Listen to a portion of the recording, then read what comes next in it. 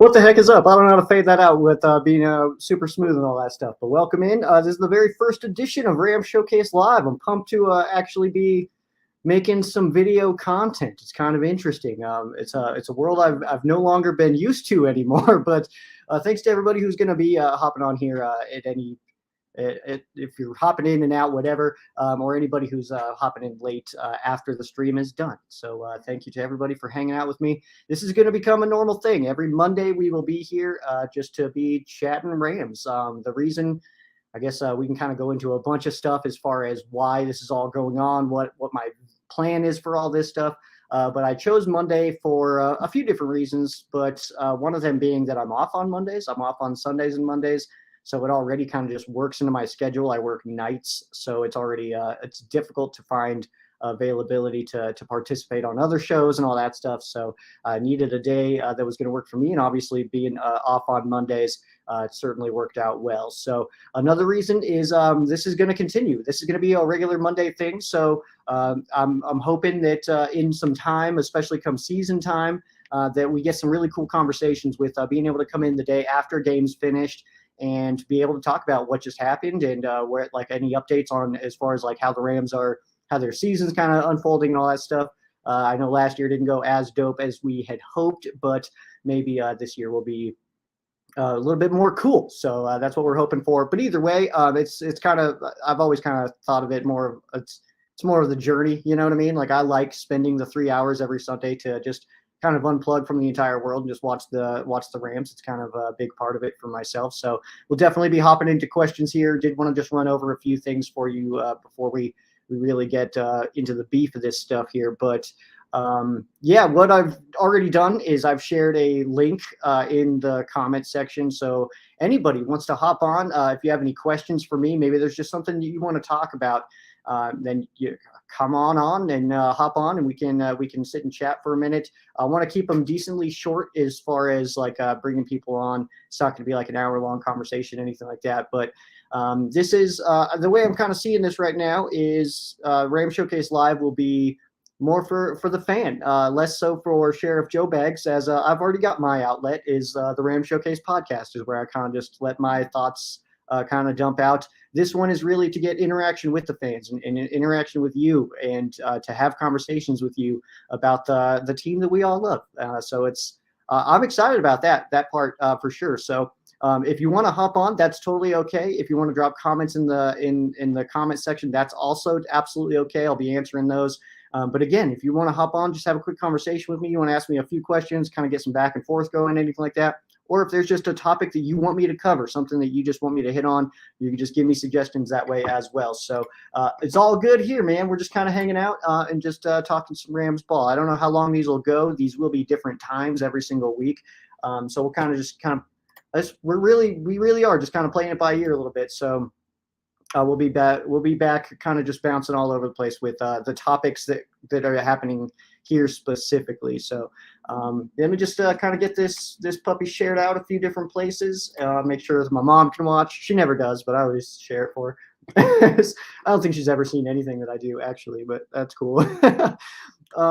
So yeah, actually, here, let me get some of these. This is going to be a pretty casual setting, by the way, guys. I want this to be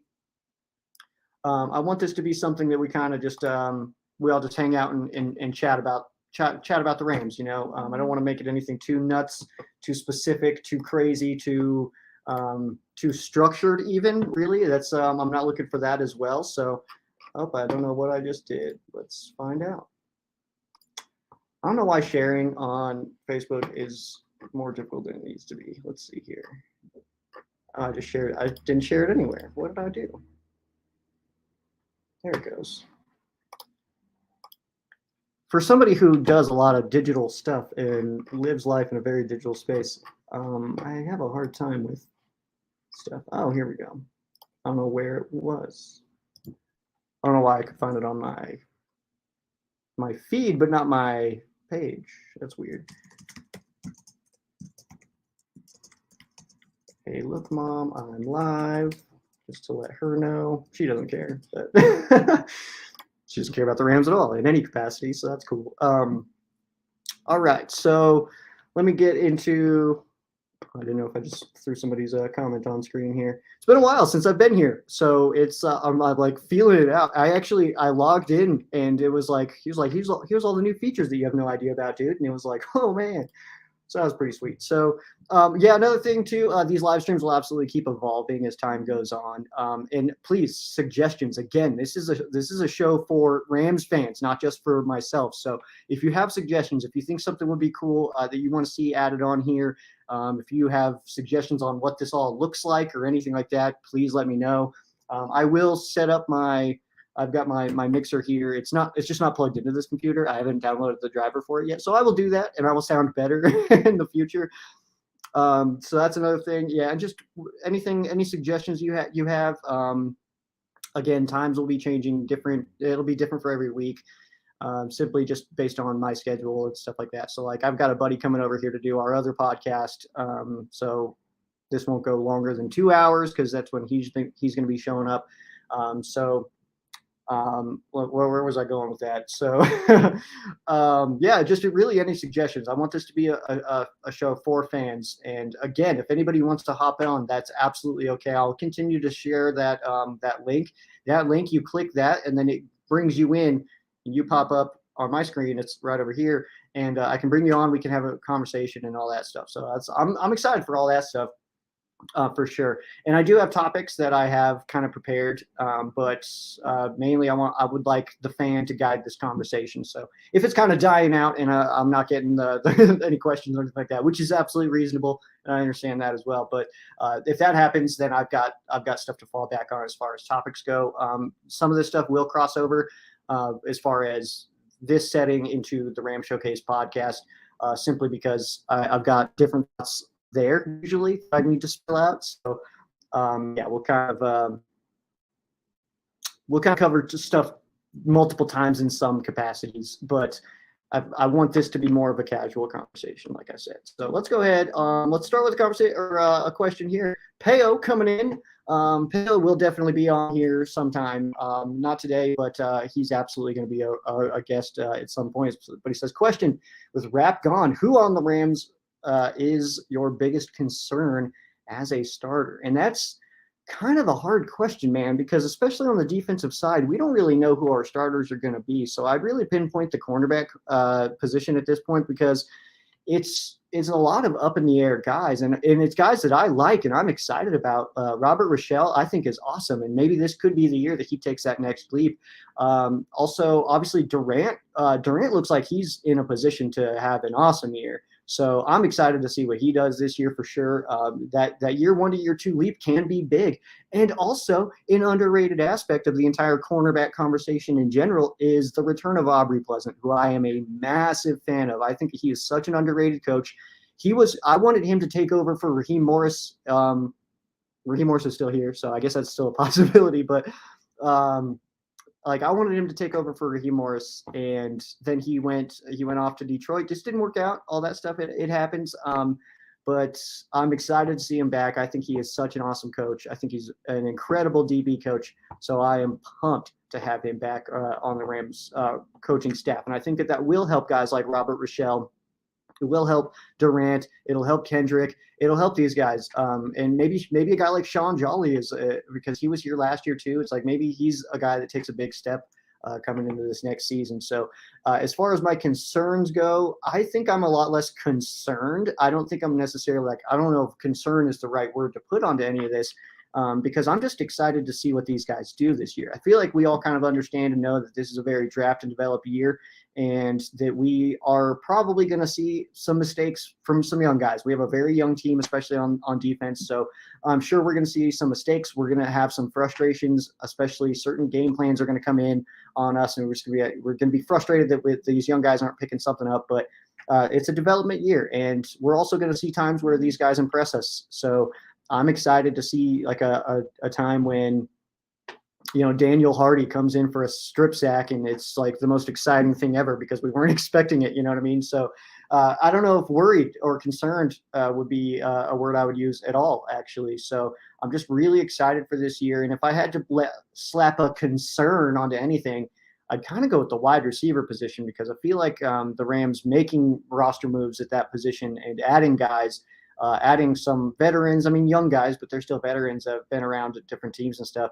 I feel like that concerns me. That to me is the team telling us like the young guys that we have here in camp, they aren't showing enough. So we need to bring in some extra guys. So that'd be my only level of concern, but that's an offensive thing. And I'm a lot less concerned about the offense in general, just because I feel like with the offensive line the way it is, with all the injuries we had up front last year, and then you bring in, a guy like Steve Avila, and then obviously we're just getting more healthy on that side. And Seki and stuff like that, and Skura, those guys were awesome for us last year, but they're gone now. So hopefully the guys that we do have step in can continue that success, especially up front. So I'm excited for the offense this year. The defense is where my questions are, but again, it's a draft and develop year. And also, who knows? What if we're so sick on defense? What if like Ernest Jones is like ultimate, like he's just a Hall of Fame level guy this year? Daniel Hardy's just incredible. Like what if some of these rookies come in and they're just unbelievable day one? Because that can absolutely happen. That's a very real thing. What if Puka Nacua is just like the sickest of all time? You know what I mean? Like, so we'll see what happens. But I hope I answered your question. I don't feel like I did, but I feel like in a weird way to reword your question in a way that maybe you didn't intend it to be, would be is there any player that I'm kind of down on this year and going to continually rail on? No, not this year. I feel like we've gotten rid of all the guys that I'm like, please get rid of this guy. So, so that's a good start. Rams House just says Joe. Yeah, Joe, what's up, man? He's not Joe. I am Joe. That is Rams House. And whose house? Yeah. So, dude, yeah, back to it. Excited.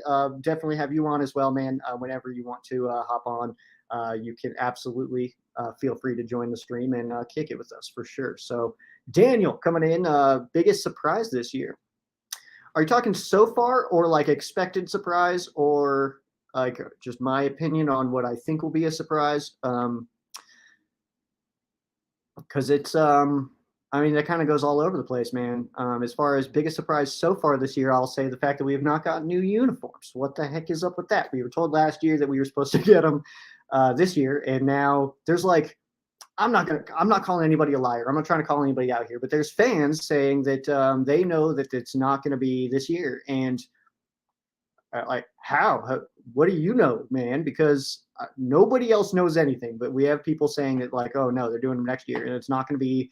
They're saying it's not going to be Soul, the yellow, and it's also not going to be whatever they're saying. Black, I think, is what some people are saying. I don't buy that at all, but that's so far as my biggest surprise. If you're talking, what do I think will be the biggest surprise? I'm going to say that I think our defense is better than people expect it to be. So, yeah. And that can go many different ways. Whatever angle you want to take on that, it could be that I think that maybe the expectations are so low that like we'll clearly be better than that. But like also, I just feel like certain players are gonna take leaps that maybe some people don't expect. We got so spoiled so fast. I'm so surprised at this. Like if you. I keep bringing myself back to like 2009 and how this team looked then, and it's like I would have murdered a family member to be in the position that we're in now. Pick one, like my sister. Yeah, she's gonna like bring me one of the best wide receivers this team has ever seen, who has a triple crown under his belt and a Super Bowl MVP in the same season. A quarterback who's going to the Hall of Fame. He's broken records on speed, on how he's getting to different levels, like that. One of the greatest defensive, if not the best defensive player of all time. We all have all those guys on our roster right now. We probably have the best coach this team has ever seen.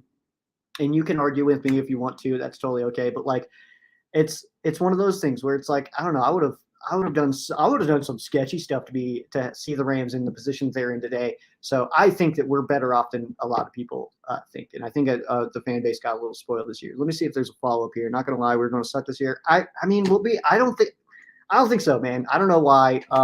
Maybe I'm just like kind of hopelessly optimistic here as far as the Rams go and what I expect this season to turn into. But I feel pretty good, actually. The injuries that the Rams had on the offensive side. So let's just I do this every once in a while, but let's just do it again. So by the end of the year, we had guys starting on the offensive line that were not here in week one.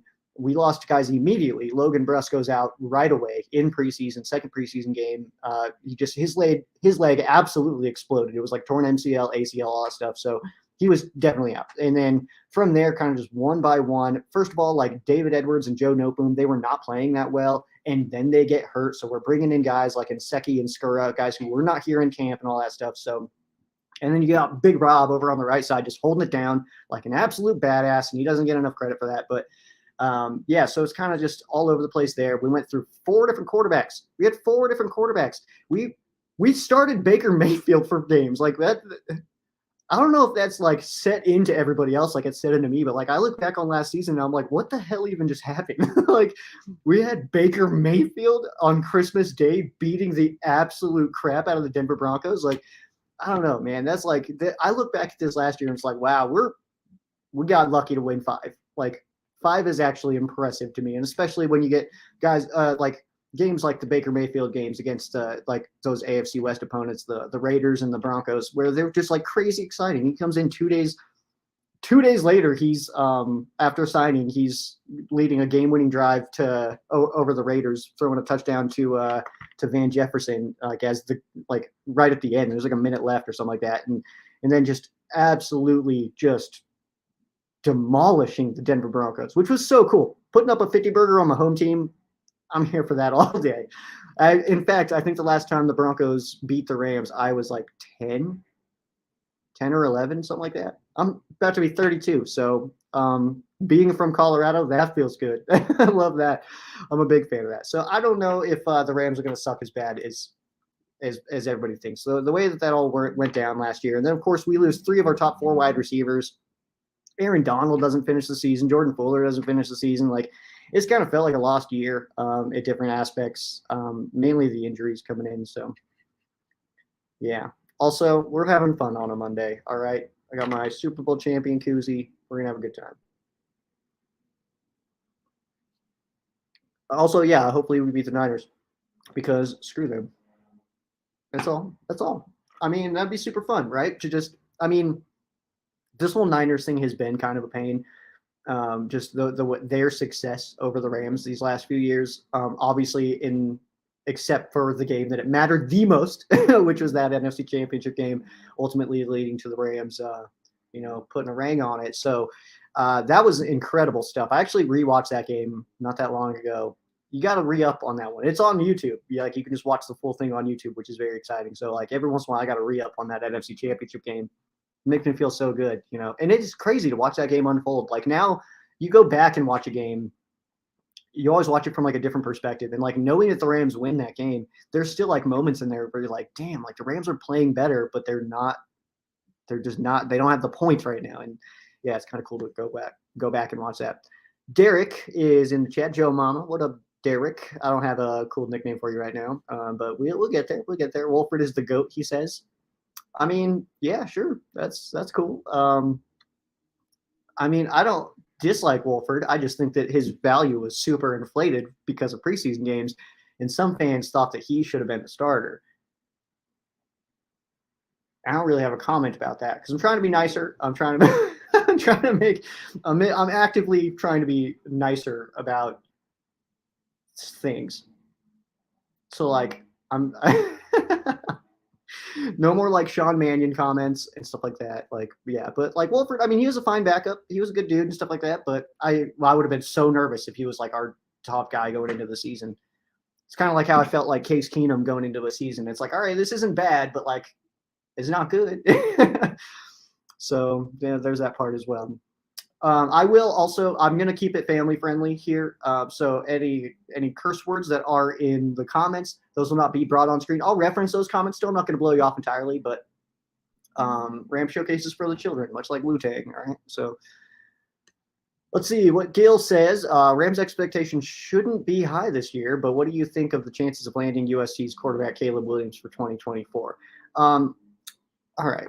Let's unpack some stuff here. So we don't want Caleb Williams in 2024. And I'll tell you why. Because if we get Caleb Williams in 2024, that means we were absolute garbage.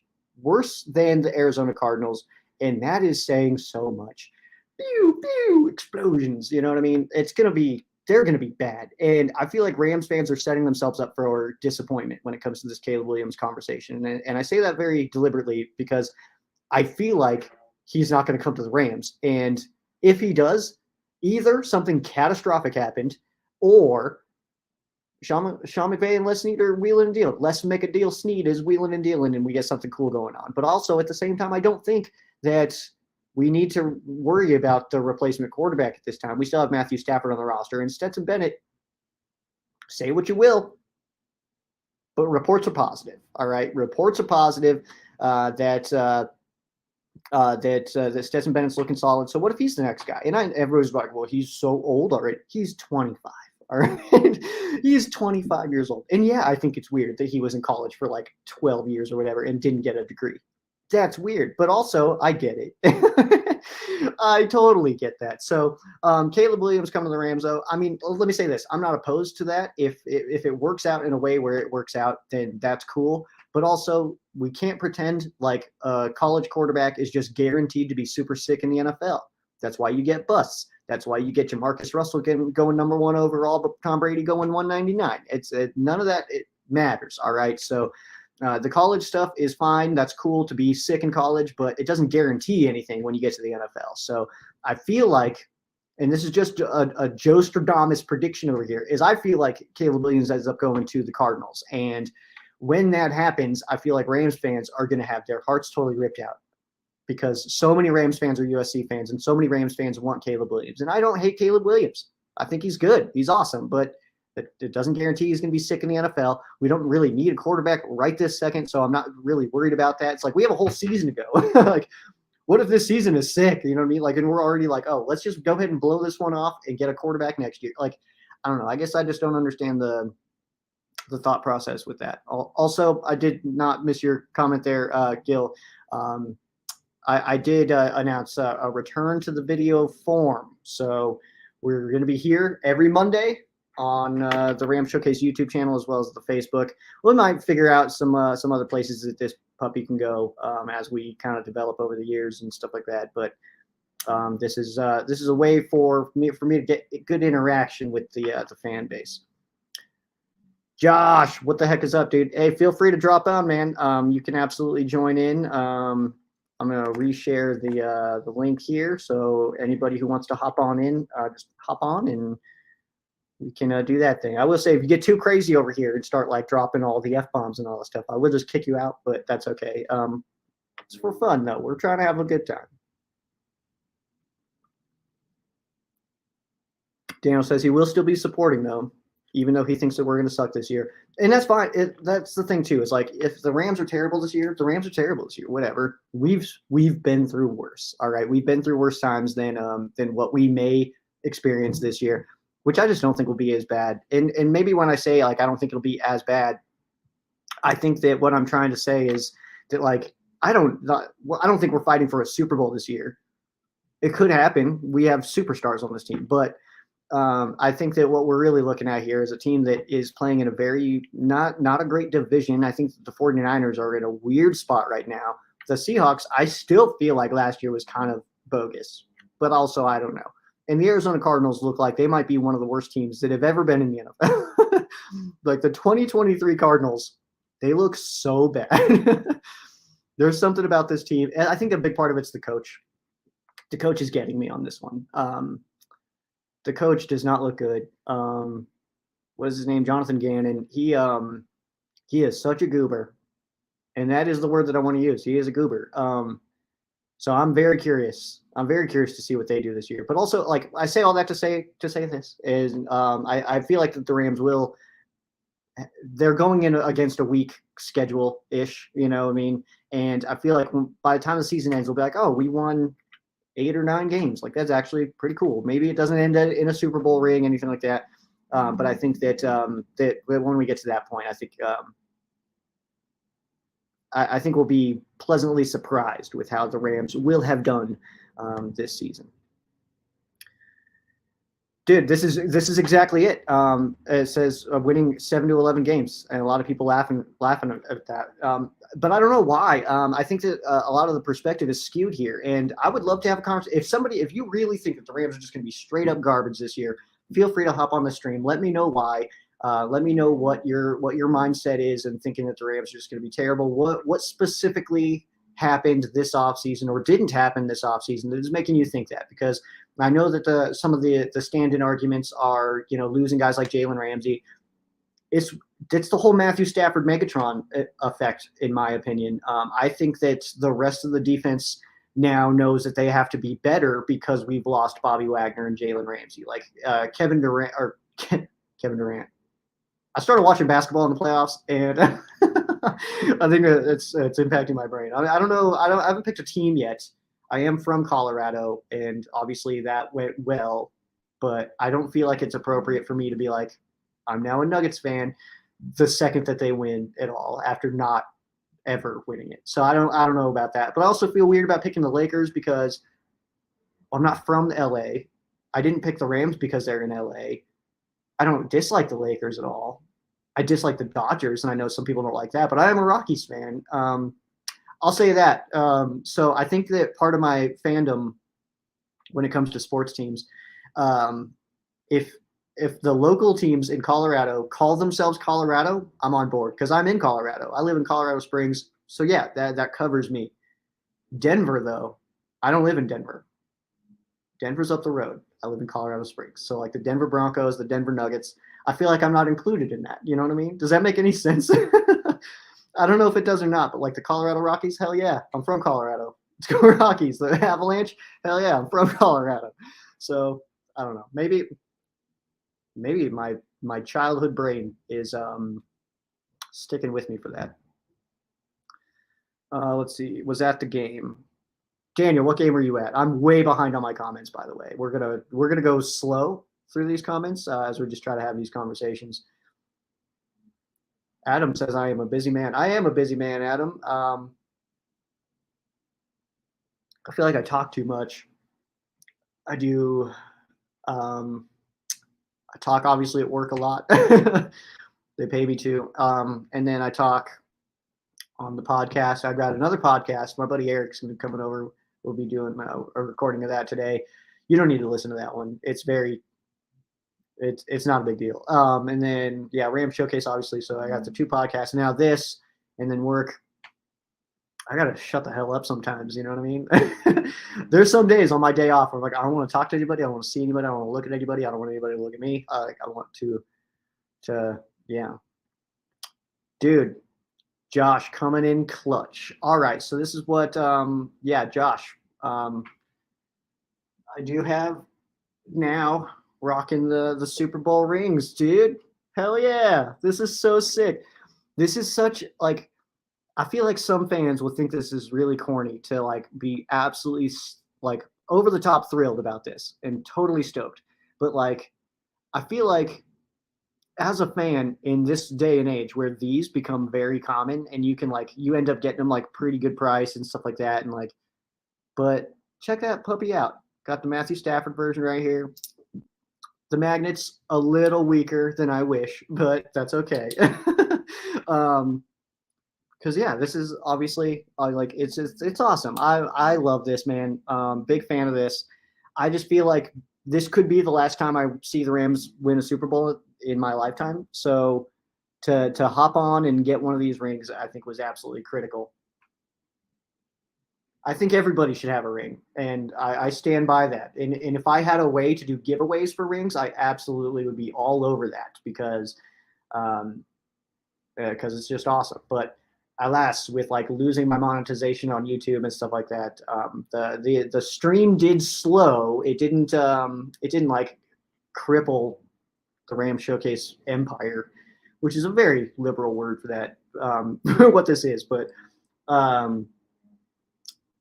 yeah, less giveaways now. That's for sure. We'll get there though. And if you are looking at supporting the show at all, ramshowcase.com for your merch. That's the best way to do it for sure. But yes, I did. To answer your question, I did get the rings okay, and I'm a big old fan. Bo, horns up. Thank you for stopping in, man. Nobody really wanted Raheem Morris. Should tell you something. That's a very good point, Gil. Great point. In my opinion, the defensive talent won Super Bowl 56. Do you think the Rams could do better with a different defensive coordinator?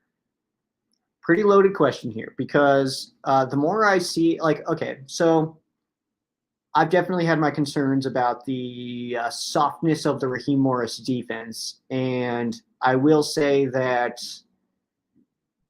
during that playoff run, when the Rams did win the Super Bowl, that was there's a stretch there in the playoffs where the defense wasn't playing so soft. They weren't just letting up everything underneath and then hope to make a tackle. It was very get after it, a lot of press, a lot of aggression. And what do you know? It worked. And then I was hoping that would carry over to the next season. And then week 1 against the Bills, we're just like 10 yards off on 3rd and 2. I was like, okay, so never mind, I guess. Like, we don't screw the mindset that made us win a Super Bowl, I guess. But so I've always kind of had my issues with Raheem Morris. But then we also hear the players say a lot of stuff along the lines of that they have the freedom to do that stuff. So it's like, oh, so you're just throwing yourself under the bus real quick? Like, that's not good, though. Like, it doesn't – if we're all bashing the defensive coordinator because you guys are playing 10 yards off the wide receiver on 3rd and 2, and then you're like, no, that was my decision. It's like, well, then what are you doing? Like, not what is he doing? Now what are you doing then? Like, because it's not working, and it doesn't work every time. So it's crazy. But do I think the Rams could do better with a different defensive coordinator? I do. I don't have a pick necessarily, but also Raheem Morris is our defensive coordinator going into 2023. So let's kick some butt cheeks, Raheem Morris. Let's go. Like, I've got his back fully. That's just kind of, as long as he's here, I hope he does well. Once he's gone, then whatever. But I hope while he's our defensive coordinator, he does really well. I don't hope that he does bad just to get him out of here. You know what I mean? Like, because that wouldn't make any sense. But also, I'll say this: based on the behind the grind, which is such a sick. That is so sick. Behind the grind is incredible. They do such a good job.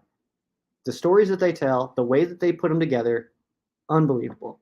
And I want to be part of that team. I want to be part of the team that makes that. Edits, records, whatever. I want to just be part of that because it's so cool. Anyway, based on behind the grind, it sounds like that we wouldn't have gotten Aubrey Pleasant back if it wasn't for Raheem Morris still being here. So I'll take that. Paul, did you hear McVeigh's wife is having a baby in the fall? Yeah, super pumped for the McVeighs. Well, I don't know if she's a McVeigh officially. I know with her being like famous, sometimes you don't go with you don't change your last name. But yeah, super pumped. Sean McVeigh is going to be a dad. Is it bad that my very first thought was like, oh no, he's going to retire? It's like he's gonna retire next year because then he's going to want to be at home. Like, I don't know if that's true or not or anything. That's just where my brain went. It happens, whatever. This era is not going to last forever, so we just got to hold on to it while we have it. We're in it right now, and that's the important part. So, but yeah, pumped for him. It's cool to announce that on Father's Day. What a flex to do that on Father's Day. It's one of those things like I don't want to say stolen valor because that's not what it is. But it's like how the whole conversation lead up to the Super Bowl was like OBJ might be coming down on Super Bowl Sunday. OBJ might have his baby Super Bowl Sunday, and then Van Jefferson does. Like, that was just really funny to me. It's like the whole build up was like, oh wait, oh I was over here. Like, that's just funny. So yeah, like that's how I kind of saw that. It's like, oh, happy Father's Day to like Aaron Donald and Van Jefferson and all these guys who have like, and it's like, and Sean McVay's like, yeah, and now me. Like, yeah, but it's pretty cool though. I don't have any other thoughts outside of that except for it's pretty cool. Because a baby is very personal, you know. To have any further emotions on someone having a baby, I feel like is pushing limits of weirdness. So I'm happy for them. That's cool, but I don't know them also. So wish them the best. Josh does say if the Rams 11-6, we will win the NFC West. I don't feel like this is out of the realm of possibilities, Josh. All right, I really don't. And if you want to hop on, man, links are in there. Find them wherever. I don't know where you're at. Depends on what you're looking at, what screen you're on, what kind of screen you're on. If it's a little baby phone, if it's something like this, or if it's like a full computer, I don't know. But wherever that is, if you want to hop on, I have shared link, and anybody can hop on with me for a minute. All But also, yeah, I don't feel like this is outside of the realm of possibilities. The NFC is super weak. You have the Eagles, end of list. Like that's it right now. Like we can be able to compete with that. Like I don't know. I know a lot of people are saying the Cowboys for some reason. I don't know why this year all of a sudden people are like, actually though, the Cowboys. Well, why? Like the 49ers, I feel like have really screwed up with their quarterback situation. You bring in Darnold, of course. You have Brock Purdy, Mr. Irrelevant, who looked fine last year. You also blew a lot of capital to get Trey Lance. So, like, what are they doing up there? I feel like you can't. They have too many quarterbacks to have any quarterbacks. Does that make any sense? Like, if like the whole saying is like, if you have two quarterbacks, you have no quarterbacks because the second one screws up, the whole fan base is calling for somebody else.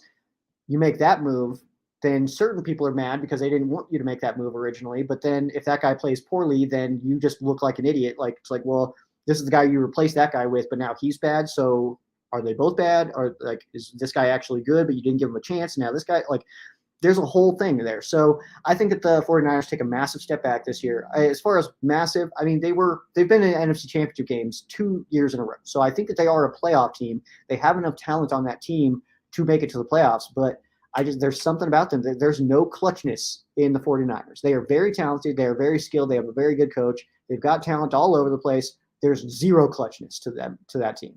The second things get hard, the second you need them to win, or they need them to win. I don't ever need them to win, but the second they need them to win, they fall apart. You got Garoppolo throwing a pass like that, and Traven Howard picking it off. So yeah. Oh, the Rams Niners playoff game, dude. I'm jealous of that. I'll tell you that, Daniel, because I wish I was there. I wish I was there so bad. I'm trying to go this year, of course. Try to get to a game every year, but this season I'm looking at the Rams Seahawks game. Actually, is the one that I'm kind of shooting for. We'll see what happens. We just got a sick connection. So out in Colorado Springs, our airport, we have a new airline that only goes to LA. That's it. It just goes to LA and back. And it was like, yo, they listened. Like they listened to me. You know what I mean? So that was pretty exciting. So hopefully that'll work out as far as getting out there a lot more often because it's pretty cheap. It's like $100 one way and then $100 back. So $200 to get the flight and then all the other madness that I need to do out there, which obviously stop by the equipment room and blow too much money and stuff like that. So that all factors in, of course. But yeah. Bo says, can we project Matthew this year? I mean, I will do my best, but we just got to wait and see what happens. So as far as the offensive line, I really do think that we take like a pretty good improvement this year. If for no other reason than we just got beat up last year. So I'm really curious to see what they do with Noteboom. There are reports that Coleman Shelton is taking number 1 reps at center, not Brian Allen, which I got to say, probably my favorite news of this entire offseason. I'll be honest, like I think that is incredible because I've said it for so many years, for like a while now. It's like I think Coleman Shelton is better than Brian Allen. And I feel like I was just falling on deaf ears, but now it seems like somebody has heard me, and yeah, it's that could be a very real possibility. If Coleman Shelton is the starter over Brian Allen, I think the Rams' offensive line is already better. Excuse me. And then also, you just keep people healthy. Depending on what Noteboom will do, we'll see if he slips into like a guard role because he wasn't really good at left tackle last year. Rob Havenstein, big old Rob over there. He's obviously just going to be a brick wall on the right. Then we'll see what happens with guys like Avila. Is Logan Bruss going to get a start? Is A.J. Jackson going to be the starter at left tackle, which is kind of what I'd like to see. So there's a lot of different moving pieces on the offensive line, but versatility seems to be the key here. And I'll tell you right now, I think that Brian Allen's getting cut. If he's not going to be a starter, I don't think that there's any reason for the Rams to hold him. So I think that he would be moving on. But if he does make the roster, I would anticipate that he'd be a starter simply because of the money tied to his existence on our team. I think it would make sense that if he's going to stick around, he will get starting reps. Brian Allen, that is. But if we decide that Coleman Shelton should be the starter, I would anticipate that Brian Allen would get cut because we're in a position right now with like money. Just eat all the money you can this year. Might as well. There's really no reason to try to to try to like lighten the blows that you could potentially get from dropping guys like him this year. So I think that in that setting, it would make a lot of sense. Just go ahead and do it, because we also have like $1 billion of cap space next year, and that is exaggerated. But like the Rams looking next year, like it's very much a survive this year, and that's not to say we're tanking or anything like that.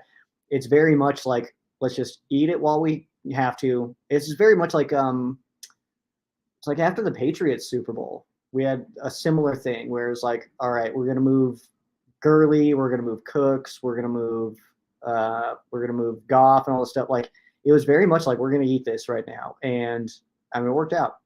So see what happens. Scott, yeah, I am on Facebook.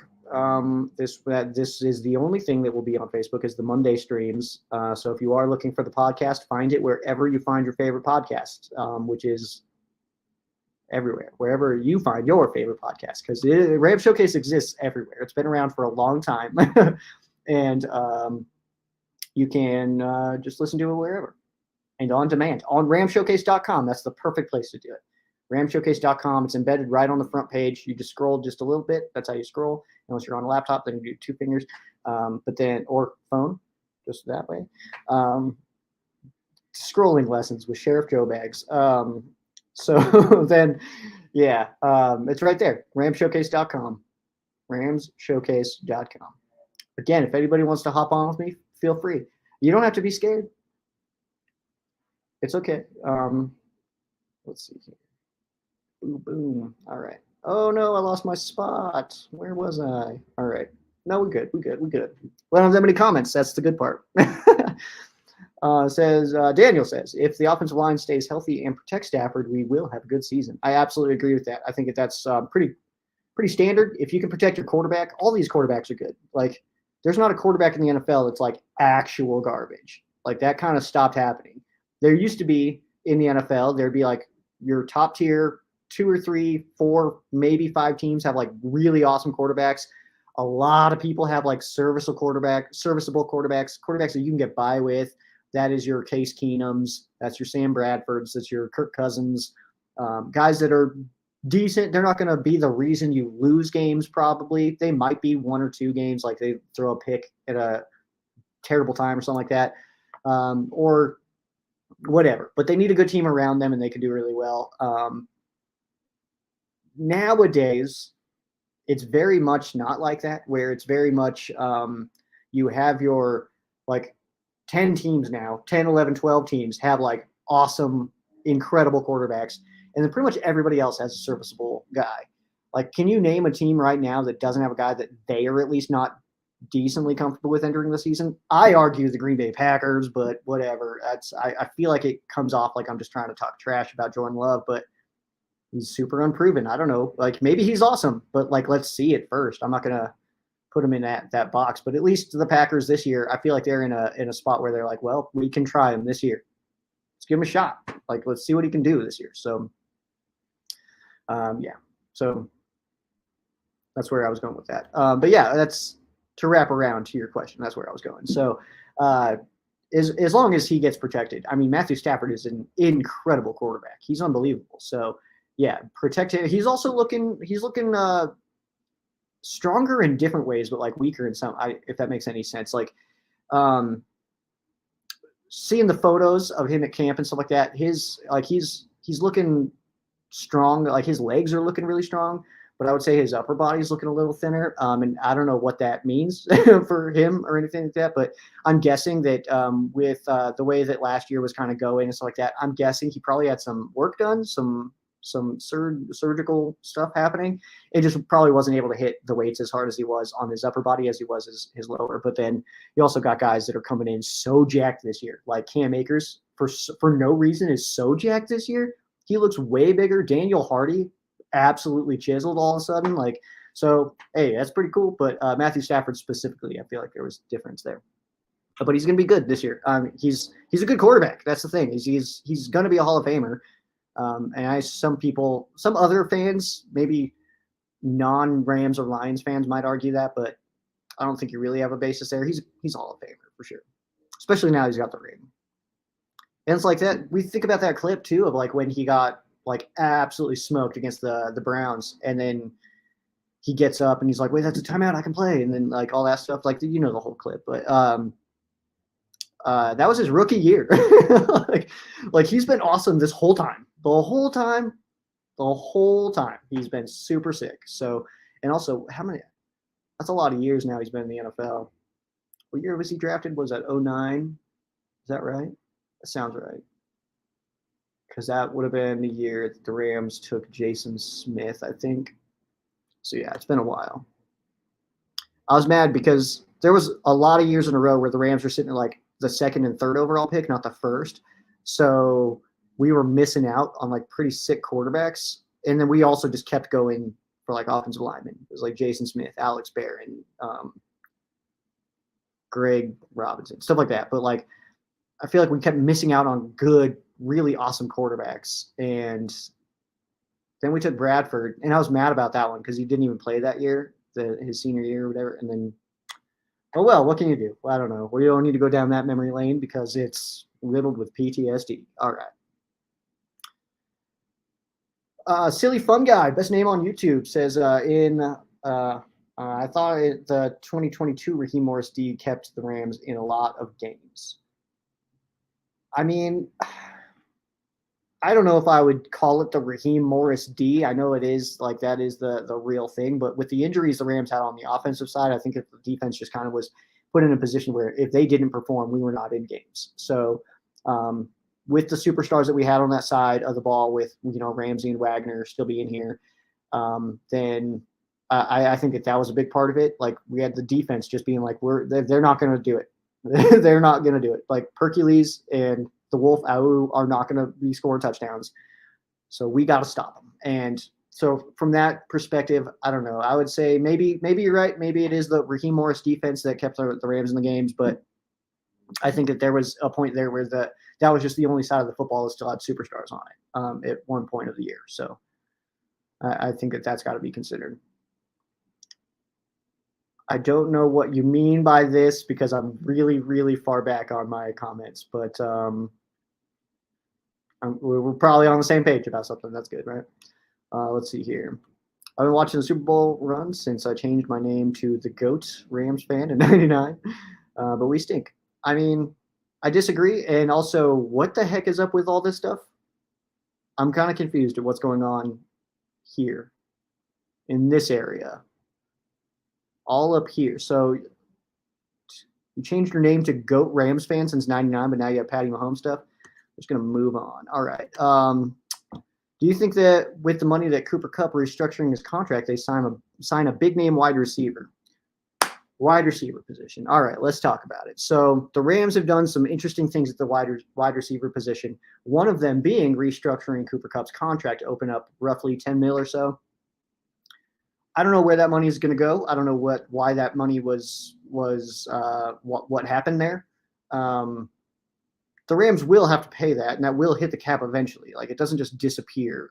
Basically, what happens when you do the bonus money like this is it kind of just like take this money that was supposed to be here, and then you stack it here, and then when it falls over, it's further down the road. So the Rams have done this a lot as far as like restructuring. I mean, it still will hit your cap, of course, at some point, but now it's going to be spread out a little bit more. So instead of hitting it, where it was an extra 10 mil this year that it's going to hit, now it's going to be, I think, because it came down.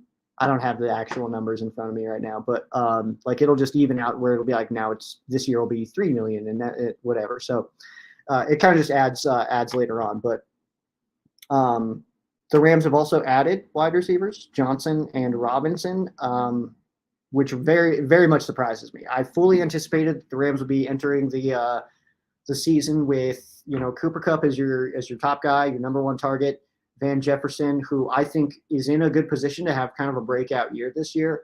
And then hopefully you get guys like Puka Nacua coming in and being, productive, not just full of potential, but actual production. Ben Skoranek, Benny Sko, the Sko plow, that maybe he could take another leap. His hands have always just kind of been a concern. His routes are fine. He's the most average wide receiver I think I've ever seen. Like he's not bad by any means. I like Ben Skoranek, and he's willing to do anything, which I absolutely love. As a person and as a player, big fan. But as far as like his actual like game tape and putting it out there, and like the way he runs routes like that, he's fine. Like, I mean, he's fine. And then Tutu Atwell, the Tutu train that I'm just not sold on yet. Maybe this is the year that he does some super sick stuff. But it's also I'm very much in a spot where, like, if it doesn't happen this year, it's not happening. You know what I mean? Like, he's been in the league long enough where it needs to just develop into production, and he needs to just start kicking butt cheeks. And we haven't seen it yet. So obviously he's had his plays here and there. It was like literally I put out a video called Tutu Atwell is a bust, and then he scores like a sick touchdown that like 2 days later it was like, okay, yeah, so that's real. But I don't know. He's got to be consistent with it. Maybe if that can just different usage, I guess. I don't know. I fully anticipate that he's just our kick returner and punt returner. He doesn't really get that much impact on the offensive side of the football specifically, but I do feel like he does make his impact this year in some capacity, but that would be how I kind of picture it unfolding. So with that money, though, that they did open up with Cooper Kupp, I genuinely have no idea what the plan is for that. As far as signing a big-name wide receiver, I don't think that would be the case. I would be surprised if they decided to add another wide receiver outside of Johnson and Robinson that are now here. I don't know really what positions the Rams could be targeting, because to see them add wide receivers was already surprising to me. So take a look at the roster, and it's like, okay, well, they could go here, they could go here, but then my brain goes to like, well, no, because we're good there. But then my brain goes to like, well, we were good at wide receiver. So it's a whole disaster that's happening inside of here. So I don't know, to answer your question, where that money is intended to be going, or if we're even going to try to spend it at all. Maybe it was a favor to Kupp. Maybe it was a hey man, we're going to convert this into bonus. Here's a check. Enjoy your new baby or something, you know, because he also just had a baby. Mike says the porn stash. Yeah, the stash is here. I've definitely had it for so long now that if I cut it now, I'm going to look weird, I think. So this might just be who I am, I think. Sorry about it, I guess. Josh's gonna be at the Steelers game, dude. Hell yeah, that's in LA, right? I don't have the schedule in front of me. I could probably do that though. I've got a whole other computer in front of me that I can do stuff on. So let's take a peek here. Rams.com. Oh, it's a page.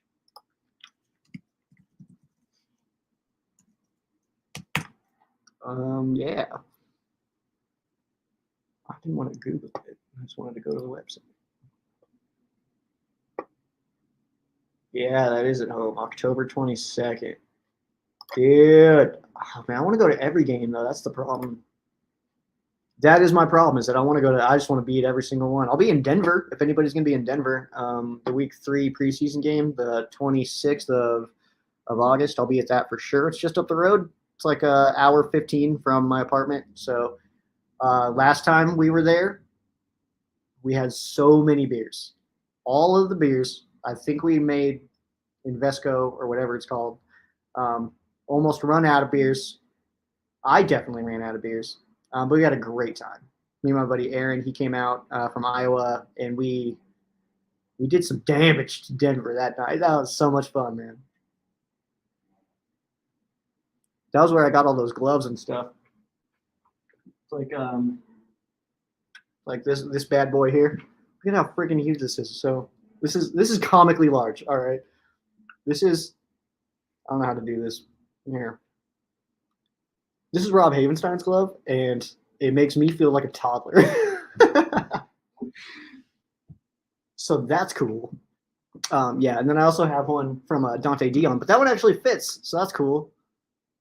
That's fun. But yeah, I want to be at all the games, though, be in Denver for sure, and I'm hoping that I can get out for that Seattle game, which would be really fun. I bet if the Rams tried to trade Raheem Morris for a 7th round, there'd be no takers. He's so average. I'll stop talking about him. Yeah, I'm not. I mean, talk about what you want, man. This is a show for the fans. It's less about me and more about the conversations and stuff like that. So, yeah, dude. I would think that the Rams get some back for Raheem Morris. He is a very good coach. He is a respected coach. I just don't like his style that much. I think his style doesn't really play into the strengths of a roster. And I think the strengths of our roster are aggression and speed and getting in people's faces. I feel like that's where the Rams thrive. And I feel like when we do that, we frustrate teams. We force people into penalties. I feel like we get more turnovers, and I don't know. That's all it is. That's what it comes down to, because that Raheem Morris defense is very much like try to trick them into doing stuff. And it's like, or you just go punch them in the mouth, and like I feel like that's a reasonable attempt, man. Like, so I don't know. That's all it is for me. But I mean, I like Raheem Morris as a person. Love Raheem Morris. He's a great dude. Just the coaching style is just I just want to be in their faces, man. When you have guys like Aaron Donald, you had like Jalen Ramsey, who's incredible at pressing, and like Aaron Donald, obviously, can get back in there super fast. I felt like the whole thing too is like, if we press, give our defenders, our rushers, time to get after the quarterback, because if we're going to be 10 yards off, they know that Aaron Donald's coming for them. So they're just going to get rid of the ball as fast as they can. They had Glenn Boyd coming off the edge, Aaron Donald coming right up the middle. I mean, it's one of those things where it's like, just get rid of the ball. And that was offensive game plans against the Rams all the time, was just get rid of the ball, get rid of the ball, get rid of the ball. Don't let them get you, because they can do it very, very fast. And we didn't do that. So that was just the frustrating part to me for the Raheem Morris defense. And maybe this year is different. Maybe this year with these corners, with these edge rushers, maybe this year we'll have a different outcome for that style, because it really is, I think, dependent on your players to execute different plans. Obviously, I mean, it's definitely like a two-way street. You definitely need a good coach and good players, but a really, really good coach can put bad players in good positions to make plays, and really, really good players can make plays that the coach didn't set them up for. You know what I mean? So I don't know. I feel like I kind of rambled there, but I stand by it. Kurt. Good old Kurt says, shave long hair, don't care. Dude, Kurt, thank you so much, man. I think that's a compliment. I don't actually know, but thanks for hopping on, dude. Dude, Kurt is one of the best people that I know. He's got also the biggest brain, I think, of anybody I know. He's going, I don't know what you call somebody that's going for 2 masters, master squared or something. I clearly don't know. One of the old college dudes, but he kept going. I stopped and just started. I just got a job at a radio station and continued my podcast. And Kurt's just out here, big brain in it, all over the place. So that's cool. To the Super Bowl rematch, dude. I was actually really considering this game. That's Week 3 Monday Night Football in Cincinnati. Is that Week 2 or Week 3? Week 3. Boom, nailed it. I was considering going out for that one, but just I don't know. I can't pick every game. I got to be picky, man. I don't know. I'm a radio DJ. I don't have a bunch of money, so like, you got to be picky with what I do and where I go. But that's an interesting little stretch there. We're at Cincinnati and then at Indy. I don't know if there'll be any plans to stay in the area or not. So I guess that'll be interesting to see. But that'll be a good game to be at, man, for sure. Monday Night Football against a good team. That'll be fun, man. A team that's absolutely a contender this year. Let's make a deal, Sneed. Okay, Bo, question for you, because I'm trying to get interactive here. Do you think that like this is coming this year, or we're waiting for next year? Because I feel like next year is going to be bananas. I feel like next year is going to be chaos. Like next year is going to be back to what we feel like Rams off seasons should be, I think. Does that make any sense?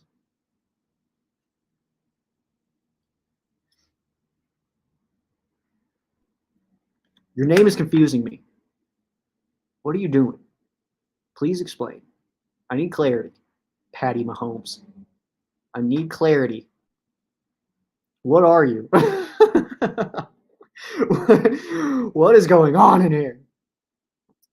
Oscar, thanks for showing up. If you want to join the stream, feel free. I have dropped the link in the comments a few times. If I need to do it again, just ask for it. I can drop it in.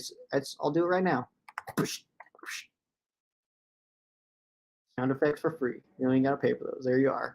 So if anybody wants to hop on for a minute, that's totally fine.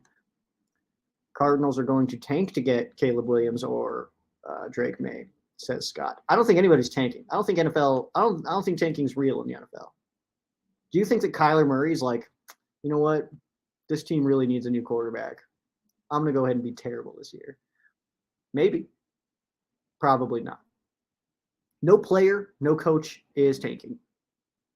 It's not real. You can set up a team to be bad, which is probably what the Cardinals are doing. When you don't get anything in return for a guy like DeAndre Hopkins, you're probably putting yourself in a little bit of a position to be bad. And then like obviously J.J. Watt retires, Budda Baker hates it there. They have the dorkiest coach in the NFL, which in fairness, I thought Nick Sirianni was a massive dork. And I know he's off that tree and stuff like that, but it feels like the Cardinals took a guy who is not ready.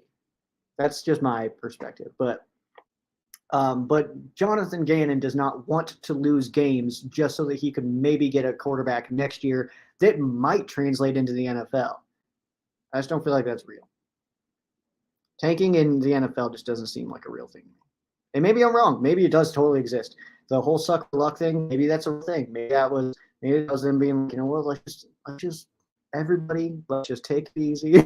But I also don't think so, because when you are dealing with this much money, and I'm not talking about gambling or anything like that. I'm talking about like coaches that are looking for contracts, coaches that are like defensive coordinators, and even position coaches that are hoping to become coordinators, and players who are backups who get in on rotation plays and stuff like that. Like, these guys are trying as hard as they can because they want to put on the tape for not only the team that they're already on, saying, hey, keep me around because I'm good at this game, but it's also telling other teams, hey, I'm good at this game. You can add me to your roster and I will work hard there. But if you put on any tape, it's like that whole Albert Hainsworth thing where, like, after he got paid, he's like laying on the ground. He absolutely could have gotten a sack on that play, but he gets like drugged to the ground and then he just lays there. That there is very rare. But that there is very much also like, oh, he does not care at all. Like, he doesn't care because he already got paid. You know what I mean? So, but like players looking to get paid and looking to continue their careers, and coaches and stuff like that, they're not actively losing. Let's see here. Oscar says, I saw the Sports People. That's way too vague. I'll put that out there. Have the Rams finishing in third place in our division. Your thoughts? I would like to know who these people are, because I'm one of the sports people, and I don't think that the Rams will finish third in the division. I think that the Rams are too good to be a third in the division. I also think that the division is too weak for the Rams to be third in the division. I think that the Seahawks take a step back, and I think that the 49ers take a step back.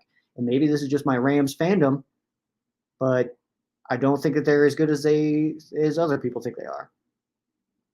You know? You know what I mean? So, sports people, again, I want to know who, so then maybe I can give more perspective on them specifically. But,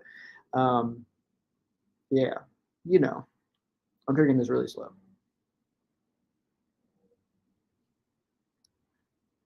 Good old Modelo. It's always here for me. That was my favorite thing from the Nuggets parade, by the way, with a dude. He was like, he got asked. I don't know his name, but he got asked. He's like, is it starting to hit you that you're a world champion or whatever? He's like, you know what's hitting me is those Modelos. It's like, damn, they really be like that sometimes. So.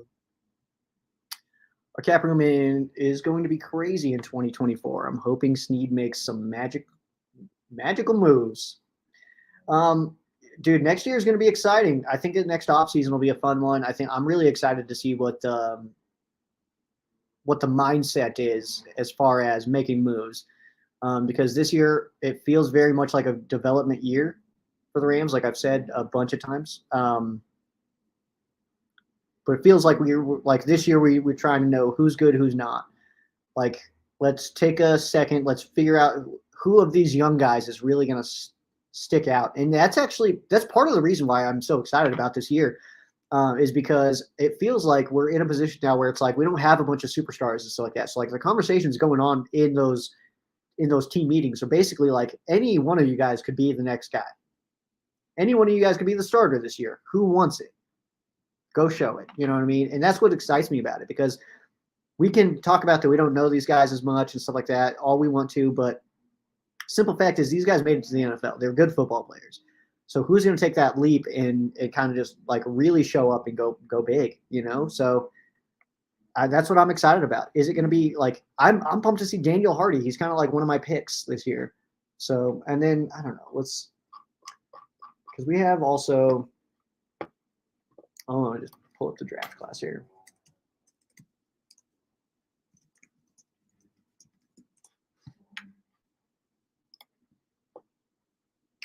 So, Byron Young. That's a name I keep like leaving out on stuff. Byron Young.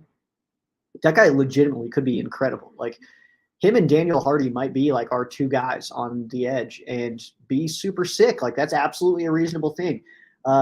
Trey Tomlinson, dude, I'm so pumped for Trey Tomlinson. I keep forgetting about our rookie class entirely, honestly. But Kobe Turner, we're hearing good things about him throughout camp and stuff like that. Stetson Bennett seems to be like a solid backup. Puka Nacua is getting all kinds of different praise. Jason Taylor looks like he's looking fine. Warren McClendon and Steve Avila on the offensive line, man, like these guys could absolutely be impact players. So I don't know. It's basically who's going to step up, and I'm excited to find out. That's all. Mike says the Rams will be a wild card entry into the playoffs, which is totally reasonable. The Rams might not win the division, but I feel like making the playoffs is 100% reasonable in the NFC, which is, again, the Eagles and everybody else. Like there's nobody else that's worth anything in the NFC.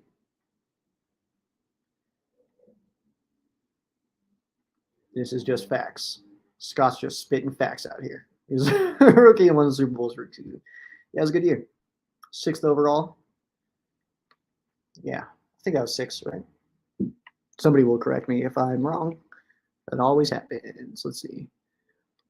The cap space was to pay a large rookie class and have a little wiggle room to do other things. That could be true, Antoine, but also I believe that the number I was looking at as far as the Rams cap space already had allotted for the Rams draft capital, to sign the draft picks. But you're right. There was some moves made in the draft where the Rams ended up with a massive class, and then also needed a bunch of people and the UDFAs also super fat list. So Mike, if anyone's looking for tickets, send me a message and I'll see what's left. I don't upcharge, it's face value. So if you're looking at scoring tickets, hit up Mike Stevens. Hell yeah, Mike. Hope we get some good stuff. How will the baby affect McVeigh? Probably be tired. He'll probably this move he'll probably do a lot.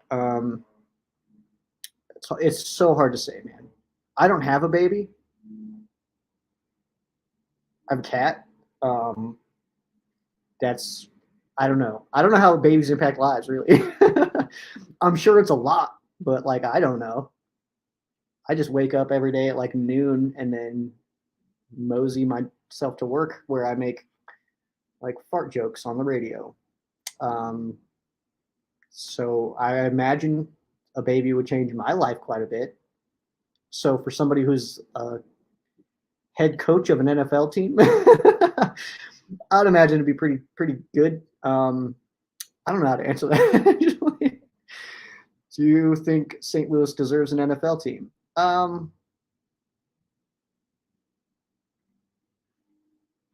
I feel like my reaction is very clearly like a no, but like they've lost 2.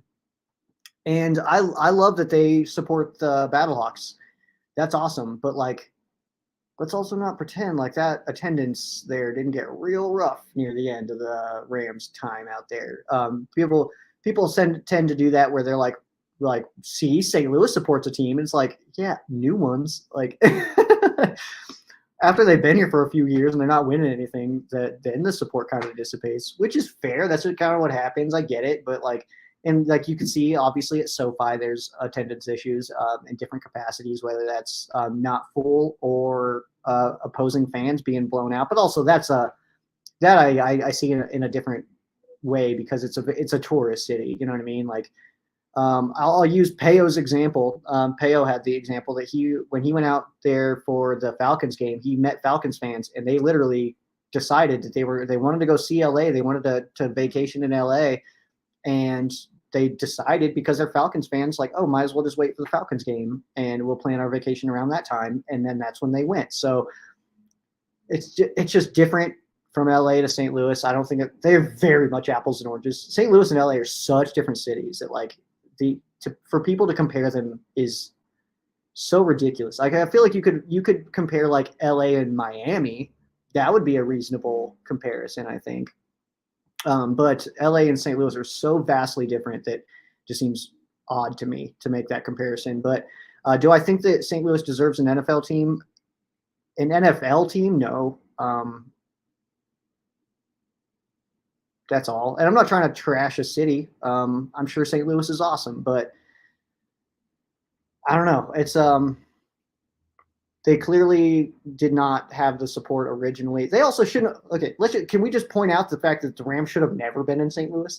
Like that's a weird thing, and we'll always kind of like the way I see the Rams' time in St. Louis is that always I don't discredit that time at all. That was when I became a Rams fan, is when the Rams were in St. Louis, and I will absolutely hold that stuff dearly. I still have St. Louis Rams stuff. I still wear St. Louis Rams stuff, but the Rams being in LA, specifically the Rams, I don't feel like that was ever a necessary thing. Like the Cardinals staying in St. Louis, that makes way more sense to me than the Rams being in St. Louis. And if St. Louis were to ever have a team, I would hope it's just an expansion team, because that just makes more sense. But clearly the support wavers a lot, and markets matter in the NFL. And if we're going to pick a team in that general vicinity, or pick a city in that general vicinity, that I think should have a team, it would be somewhere like probably Oklahoma. I think they would have more support long term, and like I guess more consistent support. Because again, like I point to that whole Battlehawks thing where like people like, see, look at how the dome is getting blown out. And it's like, yeah, now like, but I very vividly recall times where the Rams were hosting the Jaguars and you could find tickets for $3 because it was that bad. Like, so I don't know. I don't really like getting that question, I'll be honest, but I didn't want to blow it off, all right? Because I live in Colorado. I don't care where the Rams play. I'm a Rams fan just wherever. I also love LA.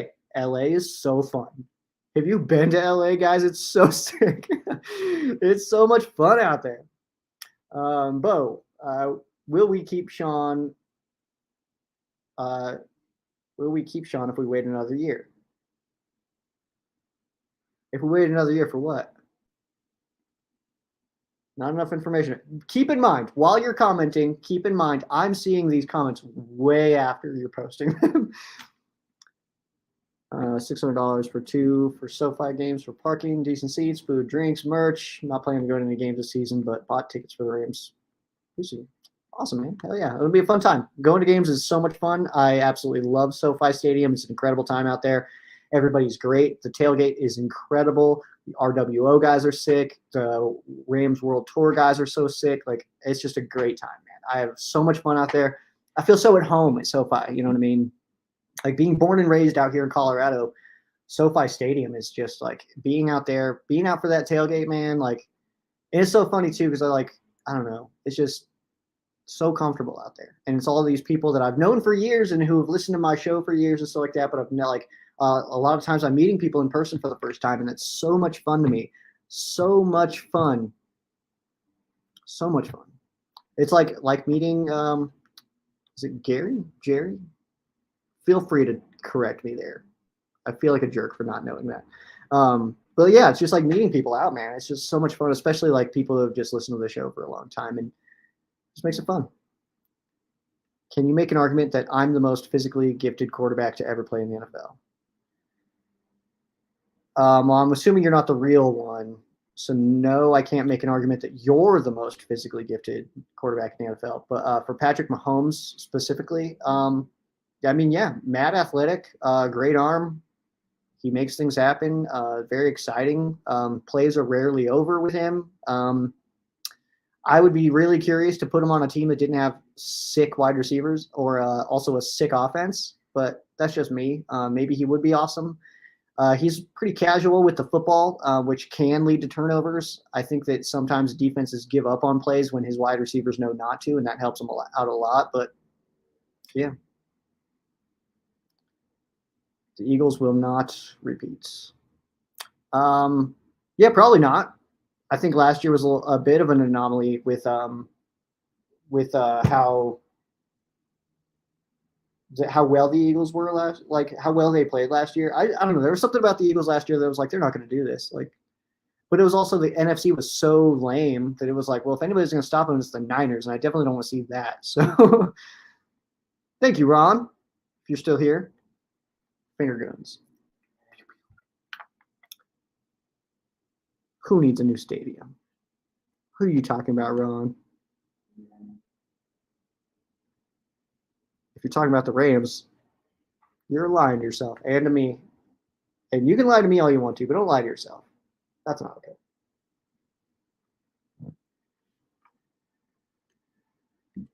Fans tanked because of Kroenke. LA Rams fans don't support the team as well as St. Louis did. I feel like that's definitely an opinion. That's a matter of perspective. Because I disagree. I don't think that either is better or worse. I just think it's different.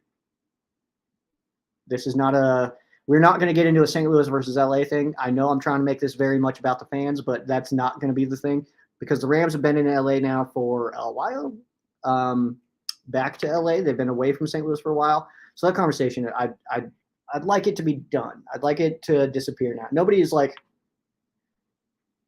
until somebody pops in here and says like the Rams belong in Cleveland, then I don't want to hear it. It's just it happened. It's over. I mean, you can literally see St. Louis Rams right here. It's oh my god, it's so hard to point when you're looking at stuff like this. So St. Louis, it says St. Louis right here. I still absolutely support that time. Oh no, gosh, I'm so bad. So that towel here, that's from the very last game ever played in the city of St. Louis. That was the Rams Bucks color rush game.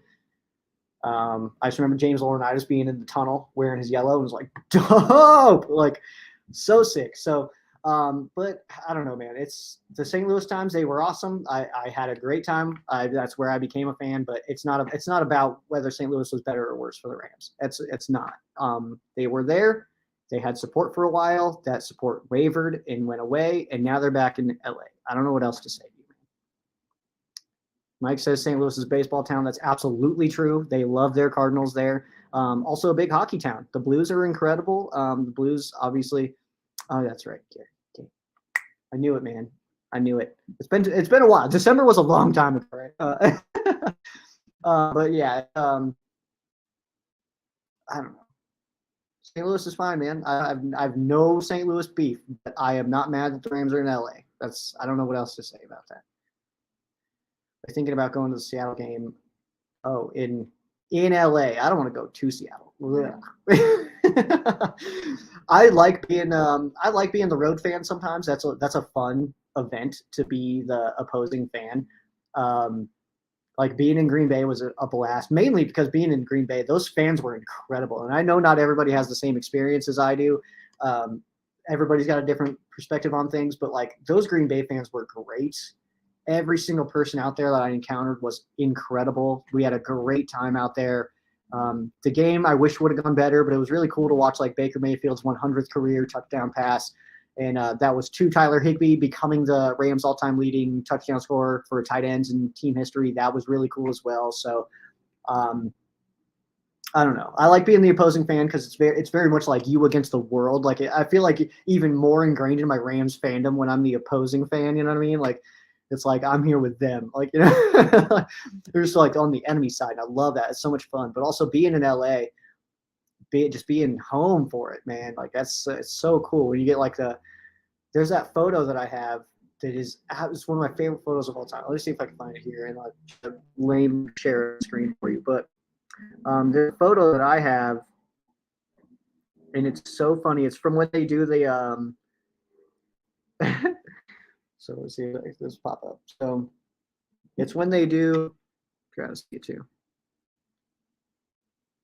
So they do those photos where it's like the whole stadium. You can like zoom in and find yourself. That's how you zoom.